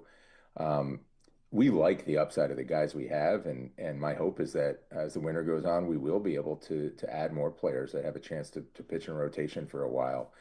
Certainly without Sonny, we lose that veteran anchor. I mean, he's one of the better pitchers in the game. He's done a lot of things. He's pitched a lot of places. He's been on all-star teams. He's done a lot of things, obviously, that a lot of the guys that we have, that's all still in front of them, and that's really valuable. So, certainly we will also explore veterans that could come in here and help stabilize us, not to put them in the way of any of our youth, but to make sure that we have the right insulation up and down that rotation. We want to create some competition.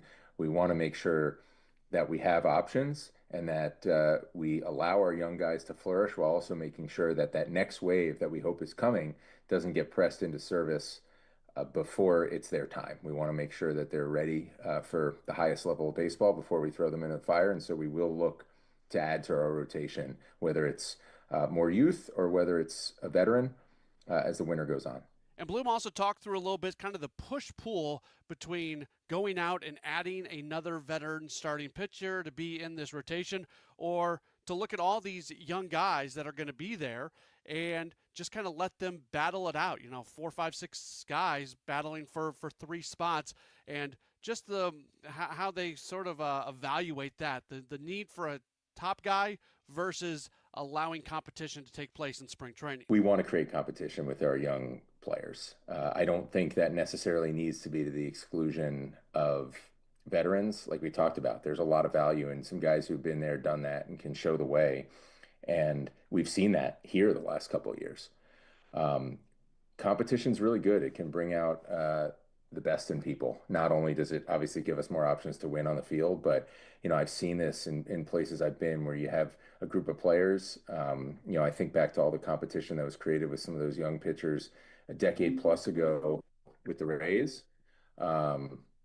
And it really pushes people. You can get some good things going culturally when those guys, yeah, they're competing with each other, but they know there's a lot of spots and they're really pushing each other. So it can get to a point where one guy goes out there and does something or figures something out, and then the next guy whose turn it is the next day wants to one up them, and it becomes very healthy. So certainly if we're able to continue to add options to this group, or over time, as some of the guys that we have coming through the minor leagues come up, we hope to create that. I think it'll be great for the group, and I know this organization, obviously, over the years, there's been an incredible starting pitching culture here that hopefully over time, as the talent warrants, we can get back to. There are some question marks when it comes to Richard Fitz and his health, as he is somebody that has dealt with a couple issues. He did not pitch after August 25th of this past year. Bloom said that they feel very comfortable where Fitz is at from a health standpoint. Everything that we had heard that was backed up by what we were able to see reviewing their medical information, and actually just spoke to Richard. He is back throwing. He was in Boston until last week and just went back home, and he's back throwing. And we would expect him to have a normal offseason and be ready to compete for a rotation spot in spring training. As for Brandon, obviously he's had some medical history, and most recently those blisters, which are something that some young pitchers, especially with the ability to create some of the shapes that he can create, might suffer from and have to learn to manage. Look, this is his first full pro season. That is something we're going to have to work with him to help manage as he goes forward. I think it's a byproduct of some of the very unique things he's able to do on the mound. So obviously when somebody's at this spot in their journey, there's a lot they have to learn about themselves, and a lot we have to learn about them too as we get to know him. But this is a guy that our pitching team did a lot of homework on as we were discussing this acquisition, and we're going to be there to support him in a lot of different ways, whether it's what he does between the lines, what he does off the field, to make sure he has every chance to reach his potential. But he should be ready to go when spring training comes. And then I mentioned Brandon Clark and where he's at in terms of the Cardinals' top prospects rankings. MLB Pipeline slots him in as the number 7 prospect now in the Cardinals organization. He can do a lot of things. He is a hard thrower. He's a lefty. He can touch triple digits if you really need him to. And he's somebody that Bloom is very excited to be able to watch develop. Brandon's a really, really interesting player. A lot of credit to the Red Sox for getting him where they did in the draft, and then doing a good job with him early in his pro career. Like I said, this is a guy who has, in terms of pure talent, in terms of what's coming out of his hand, the extension that he gets, it's up there with anybody that's in the minor leagues. You really could put him on that short list of highest upside, most talented pitchers in the minor leagues.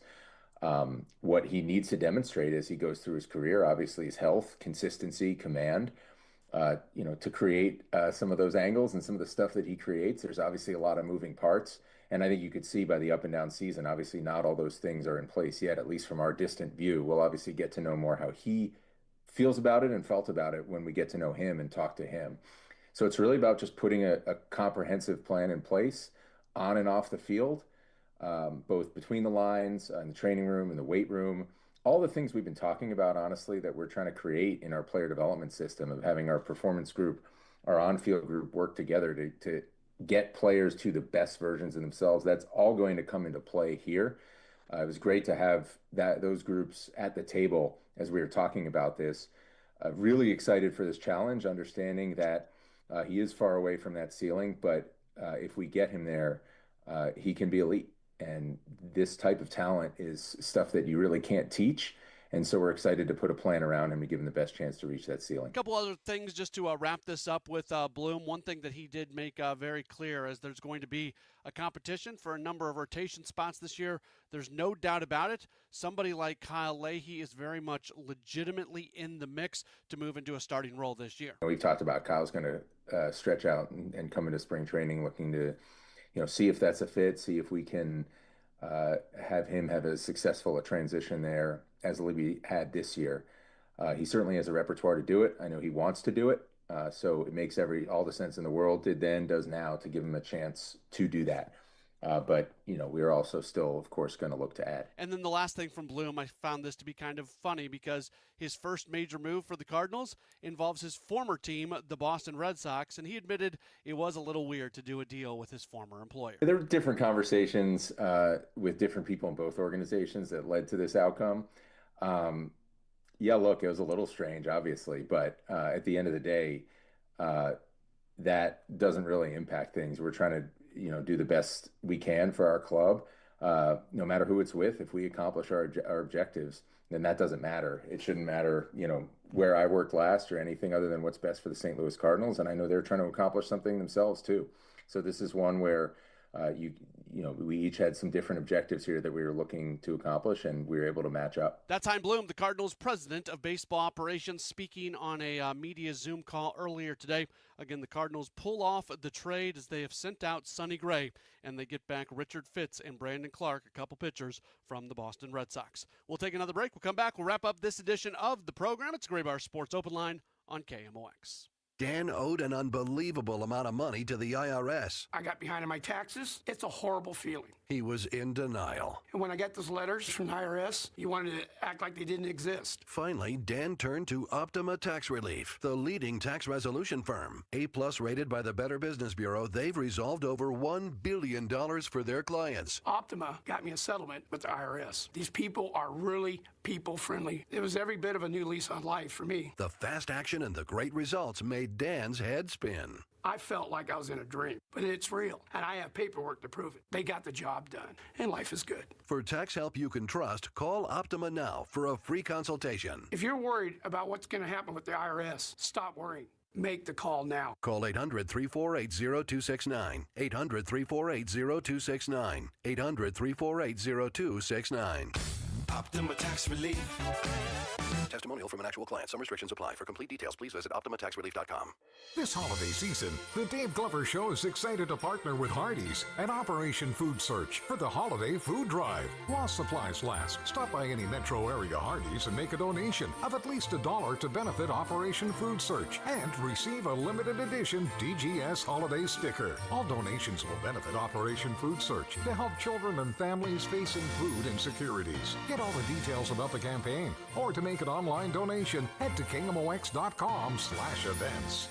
Get into the spirit of the season with free holiday concerts by the U.S. Air Force Band of Mid-America, December 6th through 12th. Get free tickets and locations at afbandtix.org.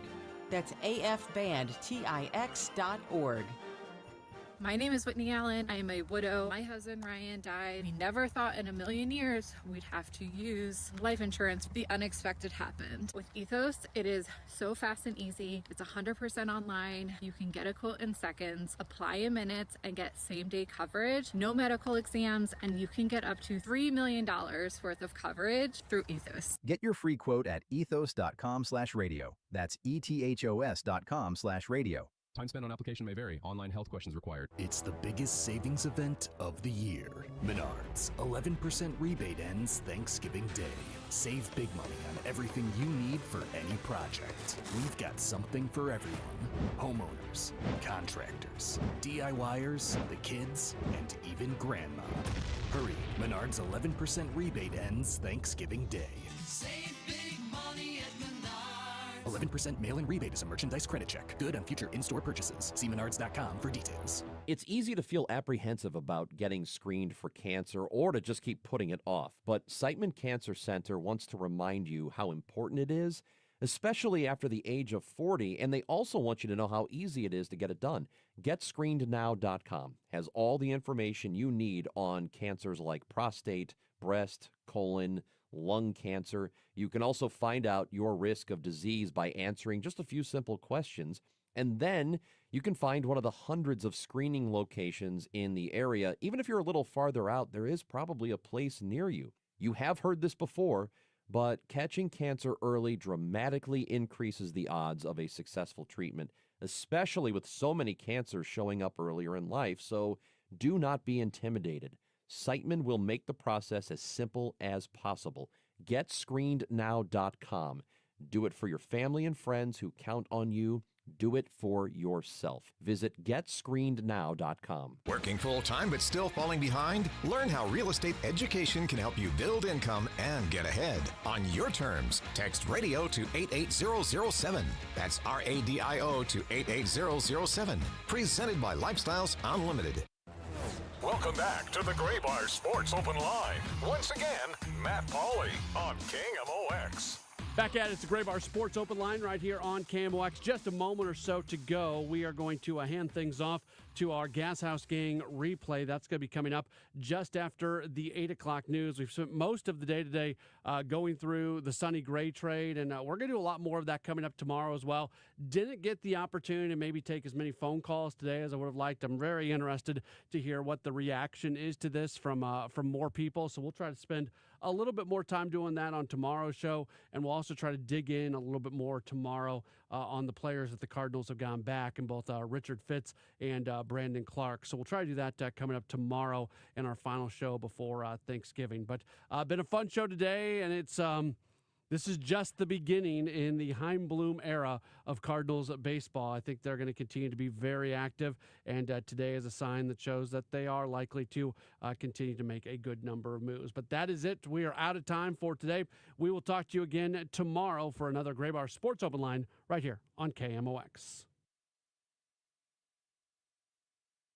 If you or anyone you care about is facing a family legal matter, call Cordell & Cordell today at 1-855-GET-LEGAL. There's a lot on the line in divorce. This is Joe Cordell of Cordell & Cordell, the largest family law firm in the country. With over 30